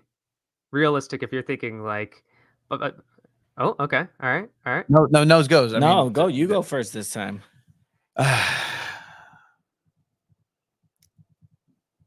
I do think that it's not going to be somebody who's high profile. And that can really mean almost anybody, right? It can be Cesar Hernandez. I Yeah. mean, for all I know, right? Like Hey, I have years of experience playing Football Manager. Just I always quit like 2 weeks in the season, getting frustrated. Anyway, sorry, go ahead, yeah. yeah, and so we're talking about this refutal, right? So this came down with Bob Bradley, that news of potentially getting linked to SDFC, and that's kind of what we said is that from what I was told, like the potential was there. There's always a potential, right? There's always anybody can go ahead and come in, but will it be a high profile individual that's gonna have no necessary experience in navigating what seems to be very meticulously planned with Right to Dream? I'm not sure that's the case. There are seeds of Right to Dream, and they have been planted over on, say, even Orange County FC. Like that's somewhere where one can go ahead and look at. You look at the relationship between SDFC and Orange County FC. There was rumors and reports, and it was close to have Invartzen actually be a loan player for OC a couple of months ago. Like that was a reality that was going to go ahead and move forward. And you look at Milanovsky, like that he's over playing overseas in that DNA philosophy type way. So I think it's going to be somewhere in that kind of vicinity where somebody's already in the Right to Dream. I'm not sure if I can totally give you a name, because that's the point of it. It's not going to be a household name. It's not meant to be something huge. If it is, then it's somebody that I hope SDFC is prepared to trust enough to say, here's the project. We trust you with it. We gave you Chucky. Chucky Lozano was somebody who we had said since day one, regardless of who the manager was going to be, this player is the person that we need to get in San Diego FC colors in order to go ahead and really do something. I have the perfect coach for you, man. Okay, go for it. And call me a little biased, right? Oh. But I don't know the amount of I work know. that you would need to take. Maybe you do, maybe you don't. But man, this manager has experience in the MLS, has experience with Mexican teams, has experience with academies while he was in this Mexican. And I'm talking about El Pelado Almeida. Yeah. Like, I'm sorry, Decent but one. to me, this is kind of like could be a no-brainer. Obviously, he's in Greece, and football in Europe can be exciting anywhere. But this project, if you were to try to get him, where he has experience with the academies with Chivas has a great academy. We all know this. Almeida was a player that's able to bring the best out of players, and I think he would be able to bring the best out of Chucky Lozano. I feel like if you pair them together, he would be able to bring Chucky Lozano into maybe a level that, yes, we haven't seen, whether it's not like this young, scrappy player that's just pacey and everything, but just more into being more clinical or anything. I think Almeida's the perfect coach for that. I think he's a coach that's for the players, and I think that's something special. I mean, we saw him with San Jose Earthquakes. He kind of gave a second chance to trophies over at San Jose Earthquakes, and he was killing it for a while. So I think that's someone that I would personally love to see, just because I mean he got Chivas a championship. That's unheard of nowadays, or even in the last 20 years. You get this coach that's going to believe in the youngsters in this academy aspect. So I feel like, to me, this is a coach that says the FC should be putting all their money for. I like that. I think that's an excellent option. Especially since he already is worked with those like Mexican players. But it was weird. You said Greece, and like that immediately made me think of another coach. I think he's coaching Greece. Panathinaikos? I think he's coaching Panathinaikos. But that made me think of someone who already has MLS experience, who has not only coached in Liga MX, but has won a league title in Liga MX, and not only won a league title, but won a league title with Pachuca, with Chucky Lozano. That'd be Diego Alonso. Things didn't work out with him in Inter Miami. I don't think things were that good with him in Sevilla. I think they fired him after a few months. But I think that's immediately someone that comes to mind too. If we're thinking about someone who has a connection to Chucky and who also has experience, like I said, not only just experience in Liga MX. I think he won the 2016 Apertura Clausura title that he won with Pachuca. But he not only has success in Liga MX, but also has experience in Major League Soccer as well. So that could also be possibly a shot. But it is going to be really curious to see who they end up choosing as coach. If not, try to snatch Rafa Marquez from the Barcelona academy. He couldn't get it done. He couldn't get Barcelona beat to the second division. A good shout. I mean, why not? Trevor here, a firefighter extraordinaire in the city of Chula Vista, with a good shout. Michael Essien, perfect fit. Why not? Yeah. I mean, that's in the realm of like managers. That's not a high profile manager that comes to mind. He's a big name that would attract people and eyes. He's already, as he says, right to dream guy. He was here when FC Northland was practicing at the Olympic Training Center. He was present. He was there. He was coaching. He has that avenue. Does he have the capacity? I don't know. But that's a shout. He would really be. I mean, obviously he's a high profile person in soccer, but he's really not that high profile coach in sense, right? He's already kind of like in the insights with Right to Dream. So I mean, I can see that too. But I'm gonna stick to mine, man. I would love to see Matias Almeida over in San Diego. Just the type of coach he is. We've all seen it. I think he's proven himself over the last couple of years. But yeah, I mean, these are all good shouts. This is the exciting part. Are you, I mean, you're based in San Diego. Are you getting these questions from colleagues and people who are just curious of SDFC? Like, what's going on over there? Cesar? Like, of course, all the time. since the rumors of MLS to San Diego, I was going to say to SDFC, the rumors of MLS to San Diego, yes, there's just all the time. But it is really intriguing to see, because like it's easy for us to think like, oh, this coach or that coach, but it's just. And yes, Chiba was saying that it is, he is worried that they haven't made a decision yet, but just like they have to make the right decision, right? You don't want to, the last thing that they need, is like for their debut season to really drop the ball, right? You think about the future of the team, you think about really wanting to make a name for themselves, not only in San Diego, but Major League Soccer. And they've got to make the right decision. So I do not envy the people who have to make that decision. And not only, as we all know, it's not just making that decision being like, hey, we like this coach, but there's just so much involved when it comes to signing those coaches. Maybe they're already in a contract. And the same thing with Chucky Lozano. It's just, you're not, sometimes with these high profile figures, it's just like, it's not just you talking to the player, it's their agents and their lawyers involved and whatnot. So I do not envy the people who, I mean, they're all paid well, right? They're all compensated well, but I do not envy the people who have to make these decisions. They're not easy. Yeah, and again, this is the beginning of something. It's interesting, the moves that are happening, and again, that's credit that I'll give. The move that they made with partnering with Cholos and doing these moves in the right direction. Even Chucky Mania with an hour of reggaeton Puerto Riqueño, and to see Chucky say hi. I was expecting him to at least juggle the ball, but he didn't. It was just fine. I'm bummed out I missed out that event. It's like the one week that I take off like every year, and of course there's always some big soccer news that's happening. Big That's just Lunai the way it fan? works. You're a Lunai guy? That's your guy, Lunai? Dude, I'm 35 now. I'm starting to really lose track of what's going on musically. I used to. It's like that Grandpa Simpson meme from Simpsons. Like I used to be like it, and then they changed what the meaning of it was, and now Yes. it is confusing and scary to me. It'll happen to you. It's happening to me, guys. It's happening little by little. Yeah. Yeah, no, these youngings, these kids nowadays, Chiva, it's hard to keep I'm up. almost 30. Dude. Come on. Wow, that's the first time you haven't called me old in return. But I mean, yeah, this is definitely all exciting, and it's coming very soon. What is going to be the ultimate legacy of this team one, do you think? Do you think they can get off to a good start right off the gate?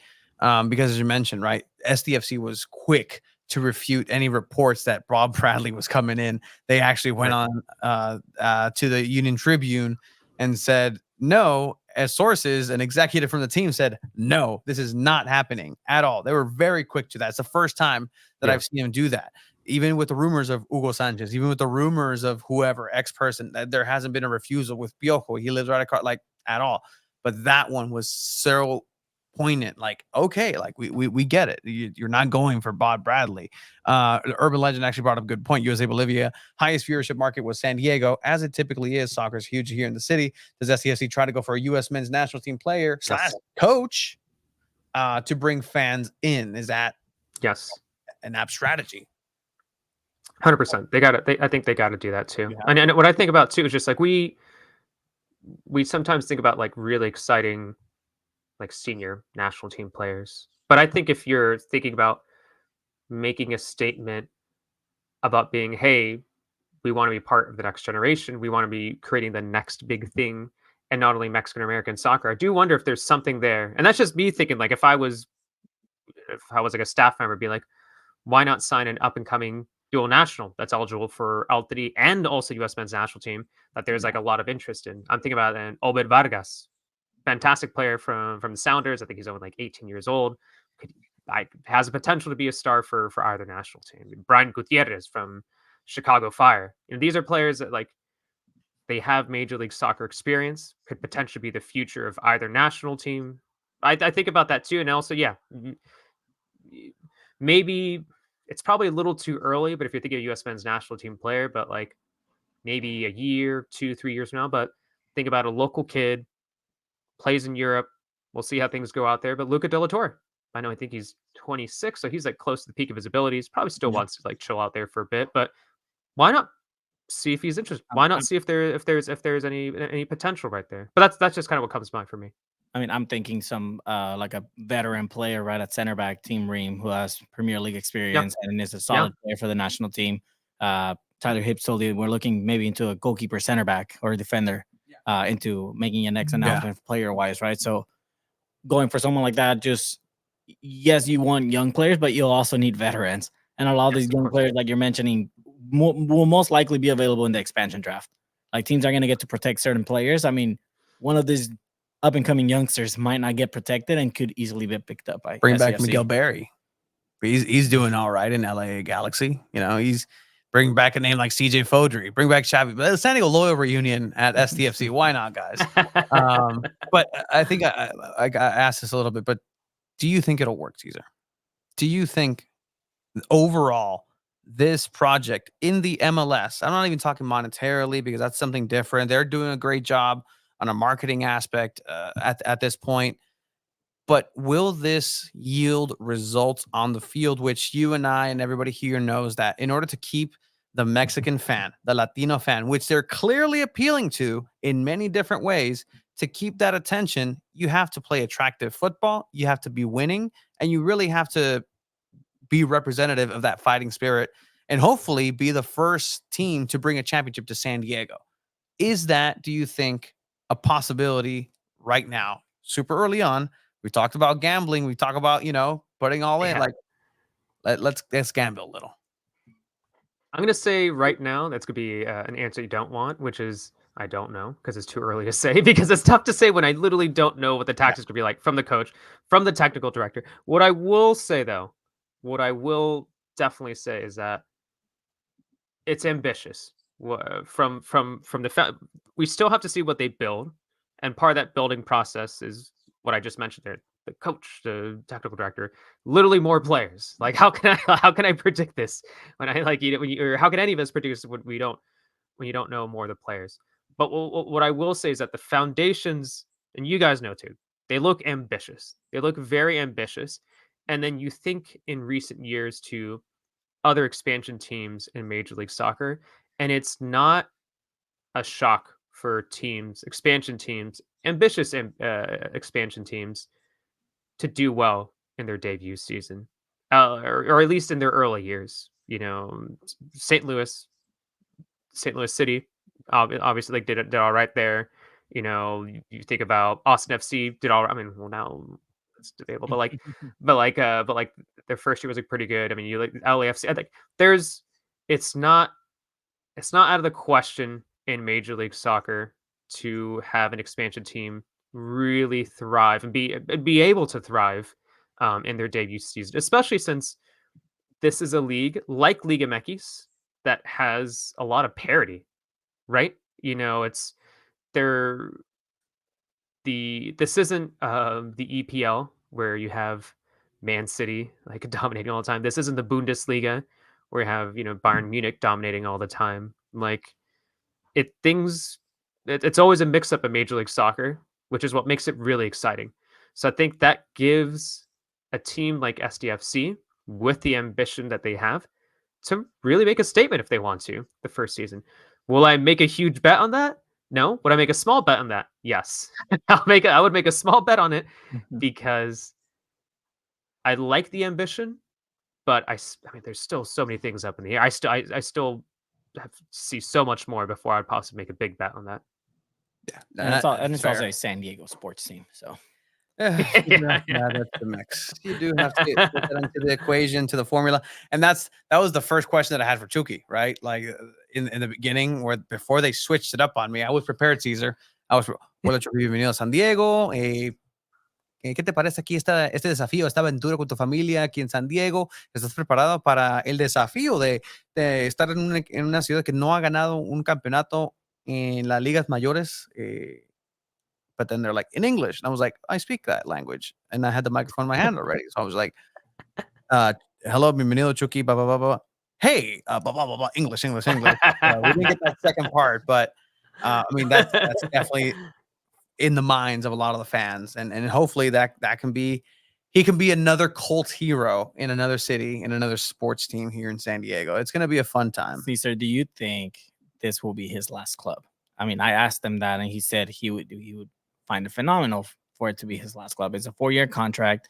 He'll be 33, 34 by the time he's done. Do you think like after this he just retires and he's done? He also has the 2-year option. I think it's 2 separate years, but not like 2 years, but 2 separate years. So there's a possibility for that. I don't know. I think there's a possibility. I think he does really love Pachuca, though. Just to bring it back to Pachuca, that team gave him so much. I think there's a lot of love for that team. You think about this player that I remember reading articles about him that just like back in the day, the younger Chucky, the more fiery Chucky, the one that would argue with coaches and didn't really get along with players at the youth academy system. Like apparently there are like numerous times where like he was like they were like possibly going to throw him out just because of disciplinary reasons, but they kept him, they trusted him, and he's become what he's become. So I think he has a lot of love for that team. I could see a situation. I think a good example is possibly, let's look at Chicharito. with Chivas.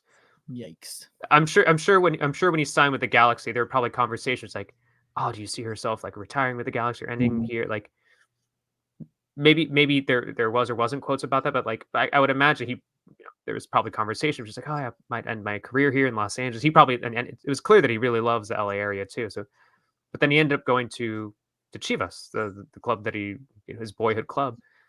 I wouldn't be surprised if that were to happen to Chucky. Maybe at the twilight of his career, maybe just like a final season or two, but who knows? Chucky could fall in love with San Diego. Chucky could fall in love with the area. Um, it's really, but I'm curious to see what plays out with that. Yeah, similar with another. I don't know if you heard of this player. He plays over Florida. Messi.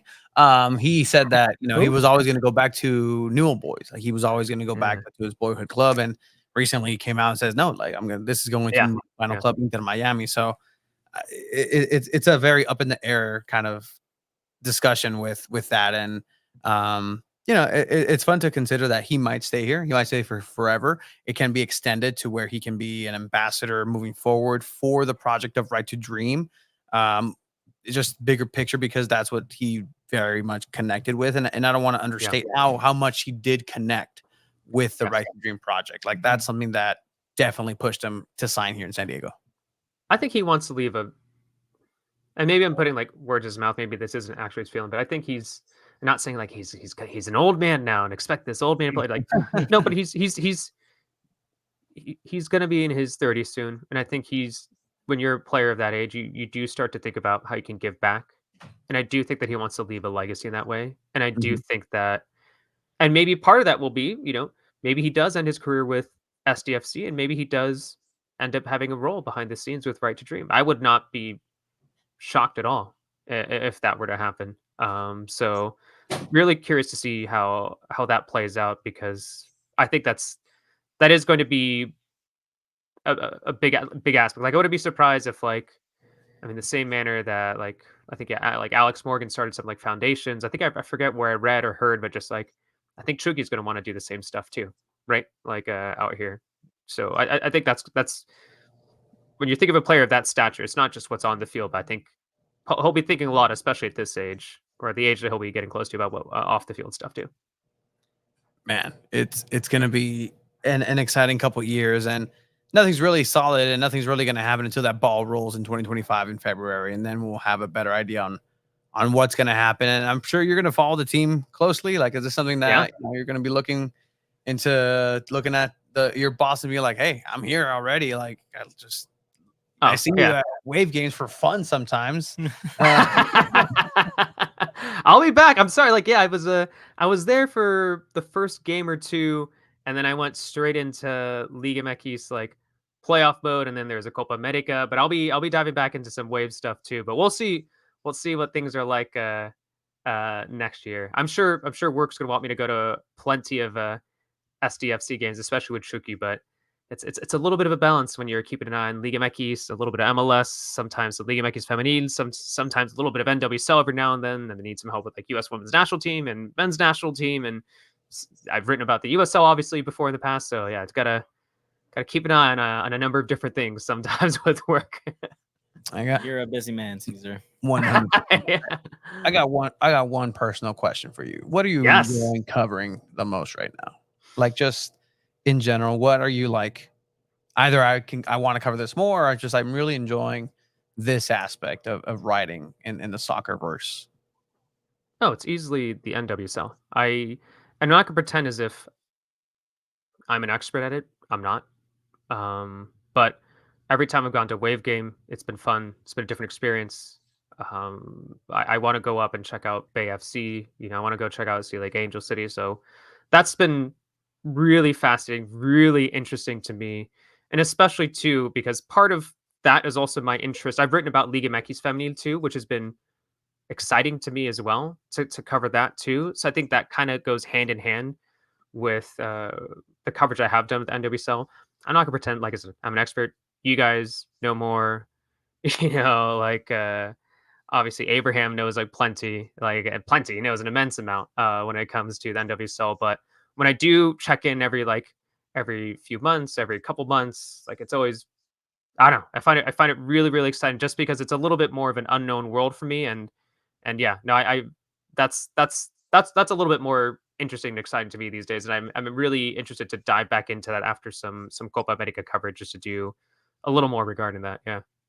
Is this Copa America everything you thought it was going to be? Just coverage wise? Like, I mean, the reason I like following your coverage of these tournaments, first of all, I mean, the Cats in Doha, Qatar, like that on Yeah. itself is just amazing journalism. Now you're going around like different, Bud Light or lo que quieras. And oh, is that Ochoa? Oh, is that Chucky? Like, I really like that aspect because it's like, that's 100% true. Like, they didn't have the time, they didn't have the foresight. They had these things were already printed. There's months of planning. But in general, just enjoying this iteration of the Copa America here in your home ground, home soil.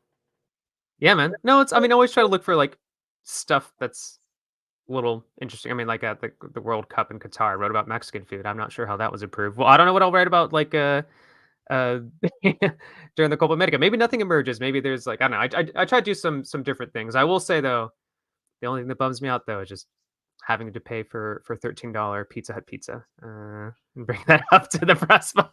Caesar, Make some sandwiches and take them on look, Wednesday. man, look. Oh, I'm making some sandwiches tonight. That's for sure. Before I go to LA, that's for sure. You're gonna make your way up there. We'll be up there. It's gonna be an absolute guys. honor. Hopefully, we even if we don't get a seat, I know we're gonna be in the vicinity of Caesar. Whatever. If there's no food, please let us feed you. Let us help. Let us. That's not a weird sentence at all. Let me go ahead and airplane it. Ahí viene el trenecito. But you will be in LA. You're traveling. Yeah. You're following Selección throughout the semifinals, quarterfinals. No, I mean, we'll see. We'll see how things go after that Edson Alvarez injury. Things are, we'll see. We'll see how things go. But yeah, I'll be following on with L3. We'll see what things look like at the knockout round.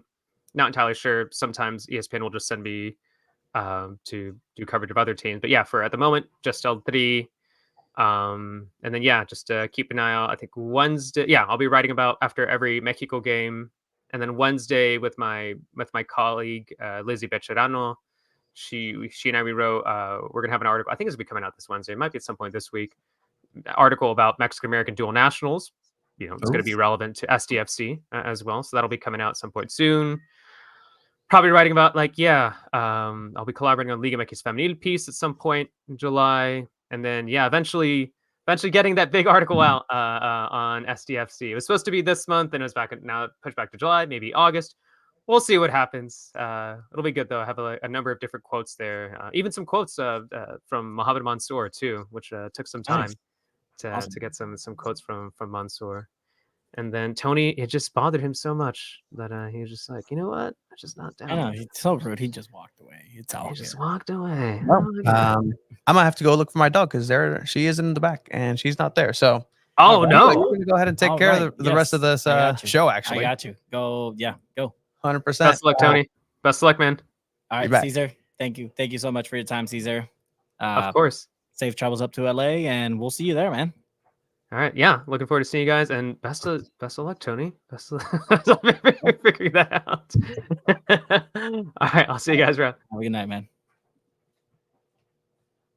All right, well, I mean, everyone wish Tony some good luck. I mean, I would be scared. Abe, I'm gonna throw you in here, Abe, just to chat with me. So it's not just me by myself. Are you ready, Abe? All right, perfect. We got Abe in the house. That was a great conversation with Cesar there. He's the best. I think you're muted. Hold up. I think you're muted, Chiva.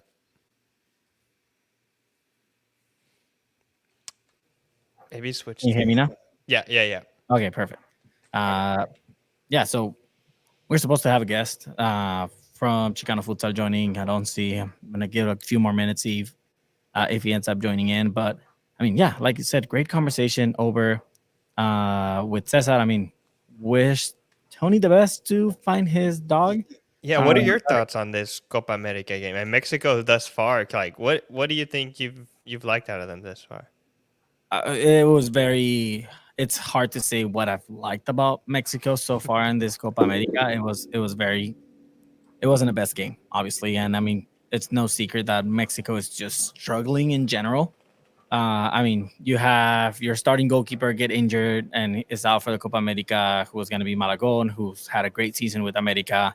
And now you have to rely on veteran Julio Gonzalez, who, I mean, is a solid goalkeeper for Pumas, but it's not necessarily the star quality that you want in Selección. I mean, he had an okay game. There was Would some, you rather have had Ochoa or? I mean, at this point, I mean, Julio Gonzalez will do. Ochoa, we all know Ochoa tends to just magically become the best goalkeeper in the world when it comes to wearing the Mexico jersey. But I thought the backline was pretty decent. I don't know about Jorge Sanchez starting anymore. I mean, I think you're giving him those chances, but he's just not performing. Arteaga ended up getting that goal, and I mean, he was performing a lot offensively for Mexico this game.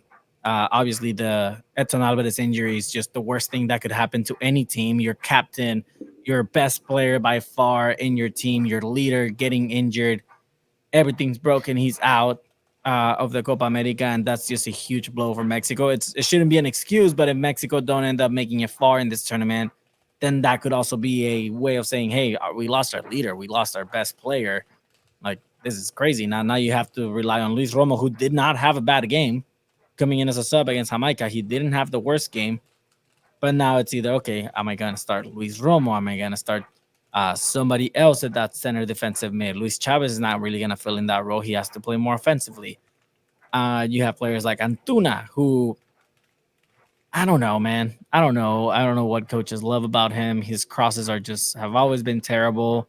You know, when Selección played here in San Diego, I thought he played really well. Like, obviously that was like He has his moments, different man. competition, but he looked good. Like, I was like, dang, I was surprised. I didn't think he was that He good. definitely has his moments, and I mean, he was one of the best players last season in Liga MX.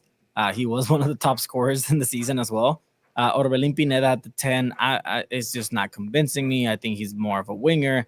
Julian Quiñones kept trying, but I do think a lot of these players up top behind Santi are not producing enough to give him the ball and set him up for success up on top.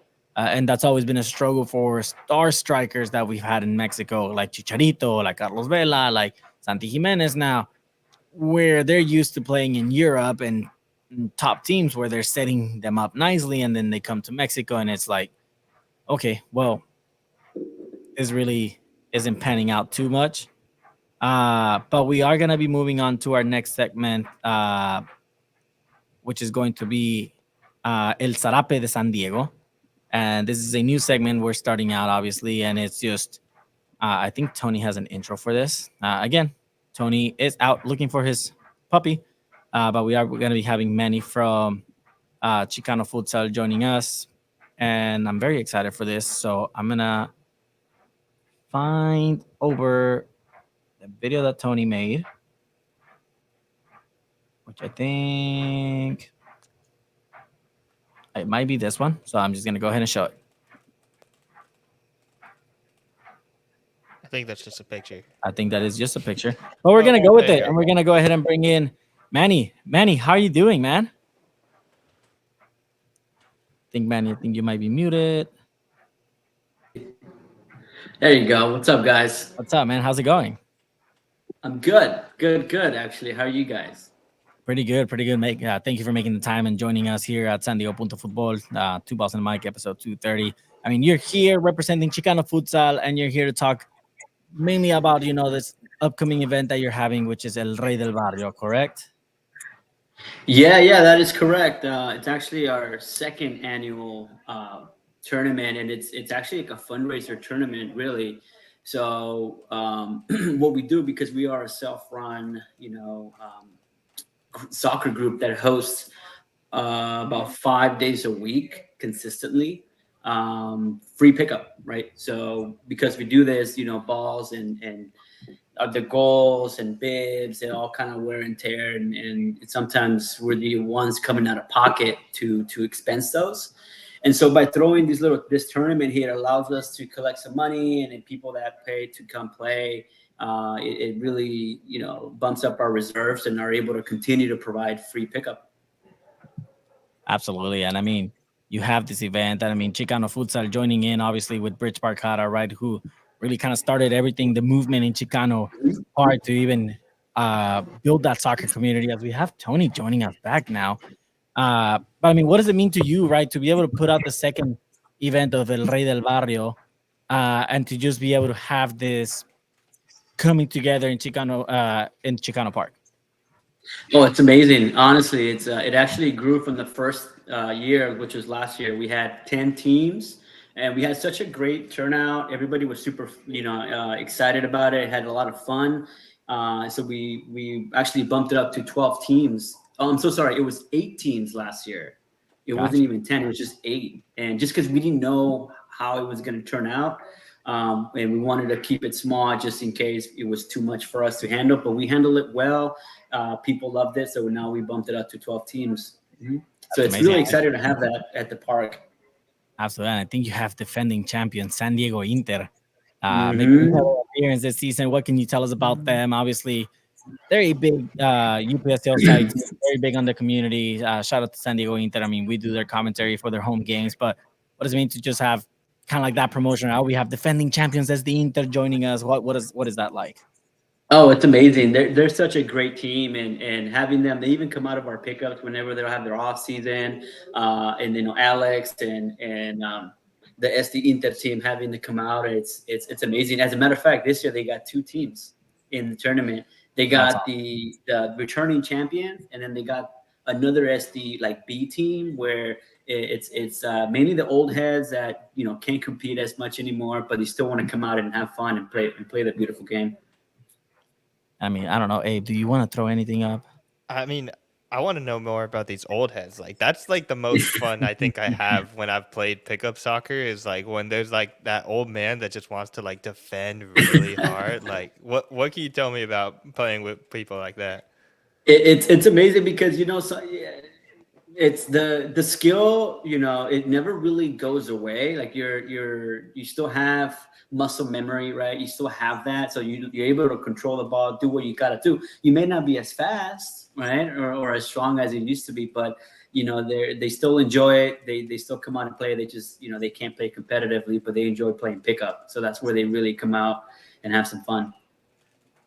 Amazing. And I mean, obviously, I also want to touch base on the new soccer goals that were put up in Chicano Park. This has been a long movement over from Bridge Barcata, from Chicano Futsal, just trying to have something more solidified in the barrio, right? To have this opportunity to play pickup soccer. So what does it mean to both groups having this soccer goals now built into Chicano Park? Man, I mean, Paul will tell you that was like the dream, right? To have something like this in Chicano Park where it's easy for anyone, like even after we're gone, as far as like bringing free pickup, like anyone, even with us not hosting it, can bring a ball and just play. They have it there 24/7. And having that at the barrio, it's really fun. It's very unique. It was definitely a long road. I mean, you can see it right there when they were putting in those goals in there. And it started with SD Loyals picking up the project with Over and Under. Mm-hmm. And while they were around, they were really pushing for it. And unfortunately, they dismantled, right? And luckily, we had SD Waves pick that project up and pushed it over the finish line for us to have this. So we're very grateful for SD Waves to continue that project and allowing us to have these goals at Chicano Park.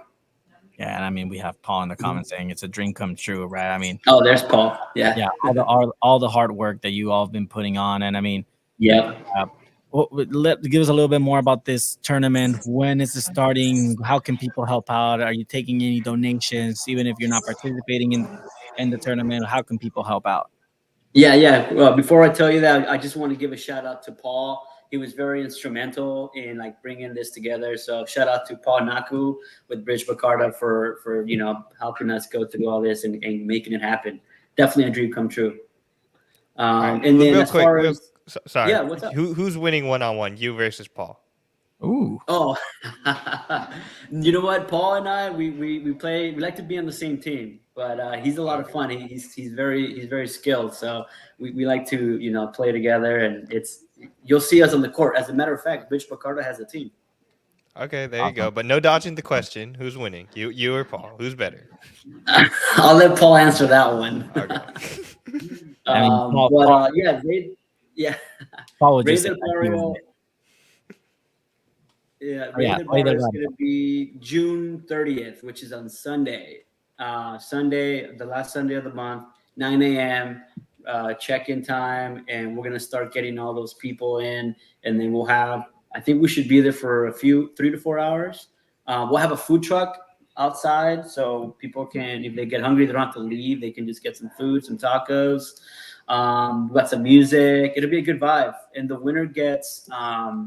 They get Tactics. We collaborated with Tactics. I'm not sure if you know Julio Hermosa. He's he does the apparel, like sustainable apparel, like football apparel, and so he made limited edition Rey del Barrio championship jerseys that the winners will take home, which is really nice. Mm-hmm. That is really awesome. And I mean, Manny, do you want to give a shout out to anyone that's also helping put this together? And I mean, I know it's a community of you all putting this event together. I want to give the proper shout outs to everyone. Yeah, absolutely. I got to give a shout out to my team. So the Chicana Futsal is we're 4 guys that we help each other run it. So shout out to Tony, shout out to my brother Eric and Jassy. Without them, it's really hard to maintain a lot of free pickups consistently. So we kind of work with each other, and we make this happen. So shout out to them too. They do a lot of work behind the scenes, and we're all doing it for the beautiful game. Awesome, Manny. Thank you so much for your time. Yes, sir. Have a great night, and I mean, good luck with this awesome tournament, awesome event. Definitely follow Chicano Futsal over on Instagram and Twitter. They're definitely hosting pickup games all over San Diego, not just in Chicano Park. Definitely give it a follow. All right, Manny. Absolutely. Thanks, guys. Appreciate it. Thanks for having me. Thank you so much. I mean, Abe, it's really important, right, to have this sort of community movements and community groups putting together pickup soccer. And I mean, Abe, I don't know, have you been out over to like Bridge Barcada, Chicano Futsal, just to play in general? No, I have not. I'm pretty upset at myself that I haven't been able to do that. This event on June 30th, though, I might be able to make this event. That's Saturday, right? I believe so. It's either Saturday or Sunday, but yeah, no, it should be a definitely fun one. Llegó el Tony. ¿Todo bien? Llegó el Tony. ¿Dónde está el perrito? Oh, Tony, ¿todo bien? Everything good? A ver. How was the talk with Chicano Futsal? It was great. It was great. Thank you for doing that. Manny was amazing. Everything good? Absolutely. So, I mean, I want to apologize to everybody watching, everybody just concerned. Cesar H. Football, the worst exit for an interview of all time. It's okay. It happens. It's okay. You found your puppy? Xena has been found.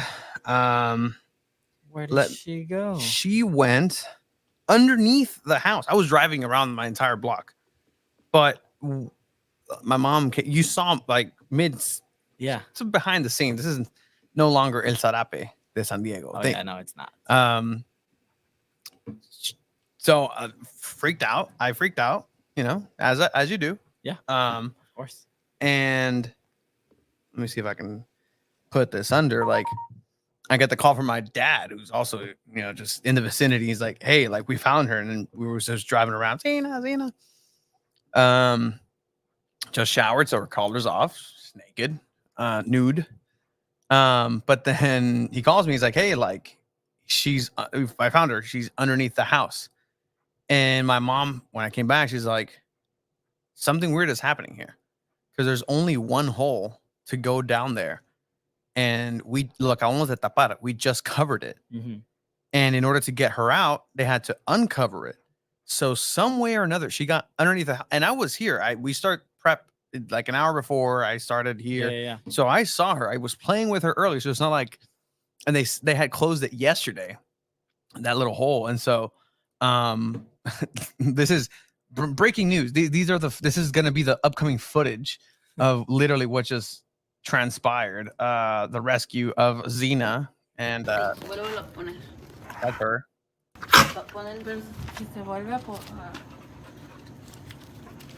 So that was already boarded up. So somehow she got in there, and that's the thing. It was boarded up well. This is after they took everything out to get her out from underneath there. There's no other hole. There's another hole? No, there's not. We just checked. There's nothing. There's absolutely nothing. Long story short, Xena is safe. She's safe. That's the important thing. Cabrona, we were calling her. Hey, and she didn't say anything. She was playing fucking hide and seek with us. I don't know, man. That was scary. Interesting. That is super scary. Well, everything is okay. Luckily, she's okay. Rey del Barrio. Rey del Barrio, bro. 30th. It's gonna be fun. They expanded to 12 teams. Oh, Inter is one of them. Inter is one of them. But Inter's actually gonna have two separate teams. Viejitos and Newies. Probably, but yeah, no. And Manny was great. Paul was in the comments. Shout out, Paul. Praising Manny, saying that Manny is better. I would win in a one-on-one. I was trying to stir something up with the team. Yeah, he really was.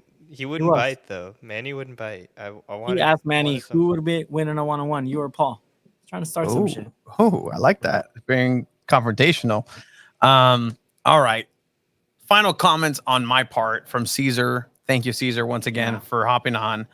A lot of big soccer knower, has helped us a lot in general. And I think, we couldn't have a better confidant in him and the wisdom that he brings forth onto this space. We'll see him at Copa America on Wednesday. Bang, you about put it away. But yeah, I mean, some good insight on SDFC. There is an article that he's going to be dropping, as he mentioned, at some point when his bosses give the green light, in order to go ahead and discuss a little bit further about his process of Right to Dream and whatnot. You're still freaked out. I'm still freaked out. Okay. Like I'm answering okay. no, because I freaked out my girl who's at the Padres game, and I was like, and she's like, "We won, yay!" And then Cena's lost. I'm like, "I'm sorry to alarm you. I'm in the middle of the podcast, but they told me Xena is missing." And then she says, "We won." I'm like, "What do you mean? How'd you get out, babe?" Sad face. I was like, "No, like that's how I felt." Yeah, and I was yeah, like, yeah. All right. I'm glad she's. You're okay. back, Abe. You're back. I mean, yeah, Cesar We was are a great guest. Always a great guest. Big dog people here. The puppy. Oh, You don't know. He didn't want to. I think he wants to sleep. Yeah, he's like, "Leave me alone, or else I'll go under the house." Like 10 p.m., bro. Leave me alone.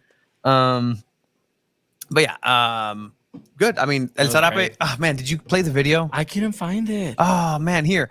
Because of this, El Zarape de San Diego has been fantastic. Shout out to everybody.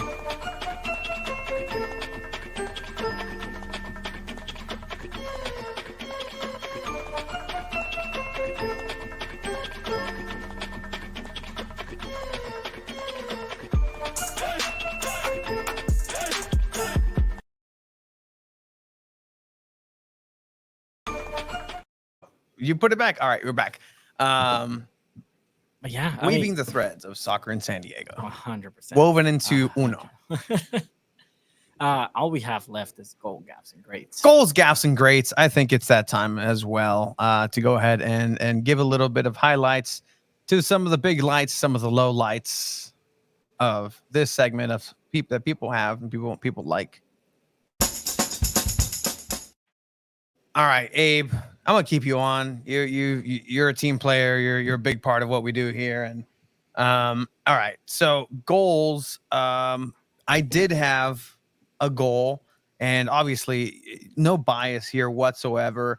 It's just clear that obviously Mexico is the superpower and CONCACAF Gold Cup champions. They deserve all the praise in the world. But at the end of the day, we have to stay unbiased. And so with that, I think that we can only have the great goal from this Copa America that just transpired, unbiased.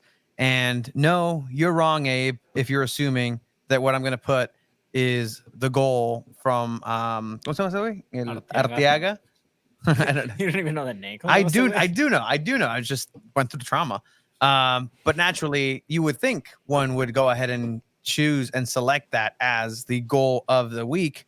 There have been a great amount of goals throughout the Euros, throughout Copa America, throughout everywhere. But no, you are wrong, Abe, to assume that I'm going to put that goal, because the goal of the week, unless you guys have another one, I do not. the following. Has it back now through the traffic. Golazo de Pulisic, Capitán América, the LeBron James of soccer, doing what he does. A great curler. You can see every angle here. Beautiful goal. Finesse, campanazo. I mean, the technique that it takes, that angle. It did get a little bit of a deflection, but what a goal. Yeah, it was a good goal. And I mean, shout out to the U.S., right? Winning 2-0. And I mean, getting a foot in the right direction, starting the Copa America with a win against, I believe it was Bolivia. And a clean sheet. Same thing with Mexico. A win and a clean sheet. Yeah, I mean, the turnout wasn't so good for the match in Arlington. There was a lot of empty seatages. There was a $65 parking That's crazy. ticket to What get stadium in. doesn't have $60 parking nowadays? Snapdragon? It's evil. Snapdragon's still like 35, and then I bet it's more than 35 come SDFC time. Oh, that would suck. But yeah, that's the goal of the week. I think we have 2 gaffes, if I'm We not mistaken. do have 2 gaffes, and one of them is just the most unfortunate thing that I've seen on the other side of the pond, and it involves Portugal and Turkey. Portugal and Turkey. This matchup that happened had one of the most hilarious, sad. I don't even know what to call it. Own goals that I've seen. Just the highest of levels of soccer. the highest of like, again, we talk about the MLS, que es eso, Liga MX, this is not the champions, blah, blah, blah, blah, blah, blah, blah, blah. Right? All right. Set the stage. 1-0. Portugal's winning, beating Turkey in the 24th minute in the Euros. And for whatever reason, right? Like, it's just a innocuous play. The replays are happening. You see the frustration the Portuguese players happen, and then you see this. It was given as a goal. We're going to watch this replay. Mano, Manny, Drake, next to Landon Donovan. It's Man United's goalkeeper. Is it really? The backup. Yeah, same thing. It's not David De Gea. So play happens here. Nightmare fuel. Defender goes and looks back, assumes the goalkeeper's going to be ready to get this back pass. Oh no, tragedy. Everybody tries their best. The ball does cross the line. It does. Oh, And that's just golazo. the biggest of gas. And I mean, it happens at all levels of soccer. It happens at Sunday League and it happens at the Euros. And that's the beauty of the game, right, guys? Yeah. As the resident goalkeeper, Tony, Yes. whose fault is this? Someone's got to be blamed. I personally think, why is the goalie coming out like that? But you tell me. You think I'm going to go ahead and side with a defender who should be protecting me, a defender who shouldn't even let me be involved in the matchup whatsoever. I shouldn't be sweating as a goalkeeper. And here you are making me go for a ball. No, it was the goalkeeper's fault. He should have called for it. Like louder, like meow, just made himself meow. Or no, not meow, like meow, like mine, or meow. whatever they say in Turkish. I'll ask our finance guy over at no, our finance guy is actually shout out Erman, super big Turkey fan, super Turkish guy, very honest, where he looked at me the first time I told him I play soccer. Too, right? Besiktas fan. He looked at me play soccer and just like laughed at you. I was like, what? Whoa, dude. Like, what is that? I'm trying to get footage of this next one, but I'm not too sure if they made the highlights, but the second gaff is that last play for San Diego Wave in the Houston Dash game. In the Houston Dash game where they cross the ball and Jaden Shaw stops it with her chest over the defender's head. And then Elise Bennett gets in the way and it's called for offsides where Jaden Shaw could have had a clear chance on goal. To me, that was just unacceptable. It reminds me of that Ronaldo Nani goal where Ronaldo's gonna get his hat trick, chips the goalkeeper, and then he takes it away and he's offsides. And I think that's just it's a gaffe of its own because Jadon Shaw would have probably had a goal of the season contender with that. That's how great of a goal that would have been. That touch, sombrerito finish, that would have been amazing. And getting in the way of that and making it be an offsides, to me, that's a gaffe. I don't. Abe, do you agree? That's crazy because that's the difference between Casey Stoney's job. It really is. It really is. And she made a point of it because back on Casey Stoney, right? Like she said, if we win this game, it's a great performance. Which that's how thin these margins are. If that goal goes in, that's 3 points, 4 points for the road trip. You win a difficult game, and she probably stays on. So, did that play cost Casey Stoney her job? In a way, I mean, I guess you could say it did, but. I mean, Abe, do you think like literally? I guess it kind of does. But that last 10 minutes, I was frustrated watching that game because it just felt like, oh, they're gonna score right now. Those last 10 minutes, Houston turned it on. Like they seemed like they saw the tape, saw that they gave up goals late, and then we're just pouring it on. So many crosses, so many corner kicks. It felt like, oh, no, they're going to score right here. Luckily, the Wave defense was able to hold them off. But what about great tactics? Yeah, I mean, just great tactics. Try harder at the end of the game. There you go. Against Wave. Yeah, but it like I guess it's the deciding factor. But I mean, brutal chance there. I know there's a lot of Wave talk that we're going to go ahead and have in the next couple of days. Again, with the press conference with Jill Ellis tomorrow, media availability on Wednesday. That's going to be in person, and there's also going to be a video press conference with interim head coach Senor Buckle. So that's going to be interesting. So there's a lot. Buckle up, Wave fans, because it's going to be a ride. I hate how much I like that. Abe hated it. Shiva, you've been around Tony for way too long. I can't believe that came out of your mouth. Like, it was funny, but like I expect that from him. But I know that's because I know you would love it. The show's so stupid. Thank you, Cesar, for coming on, making this a reputable show. Thank you for everybody who comes on, who's in the comment section. We have to give the great of the week. We do have to give the grade of the week, and the grade of the week is going to go to none other than, we went far. We went across the pond. We came locally here with some, players with San Diego Wave. More local. Abe, you have actually been involved with these shenanigans in a way. Your girlfriend's and my girlfriend and your girlfriend's favorite soccer team. You're like, where are you going with this? Is San Diego Internacional. And they are in the UPSL SoCal South Division. SoCal South Premier League Division. Championship match. Because of the performance of none other than the one and only, Tony? Evan Stoll. Goalkeeper Evan Stoll in the penalty shootout against current reigning defending champions East Lake Soccer League FC. Remind you, this is on a national level. The winner of this tournament plays into a different tournament that could potentially put you into the Open Cup seeding. So if they win this, they go into the national pool of champions of playoffs. Yeah. Which is still like 60-something teams, and they can build up. And if they win it all in the nation, they get an invite to the U.S. Open Cup, which is huge. And you've seen them. We've seen them. San Diego Internacional, we just talked about them. Well, you guys talk about them. Will be in the tournament, Rey del Barrio, with Chicano Futsal. They've been at it for 11 years. They were champions 2 seasons ago. Were dethroned by East Lake Soccer League now in the semifinals, coming on back. Evan Stoll, goalkeeper number 0, with a performance of a lifetime, stopping not just one, as we'll see here, not just 2, but Evan Stoll stopped 3 penalties in order to take San Diego Internacional. And this is an Evan Stoll with shorts. That's how hot it was. He always wears pants.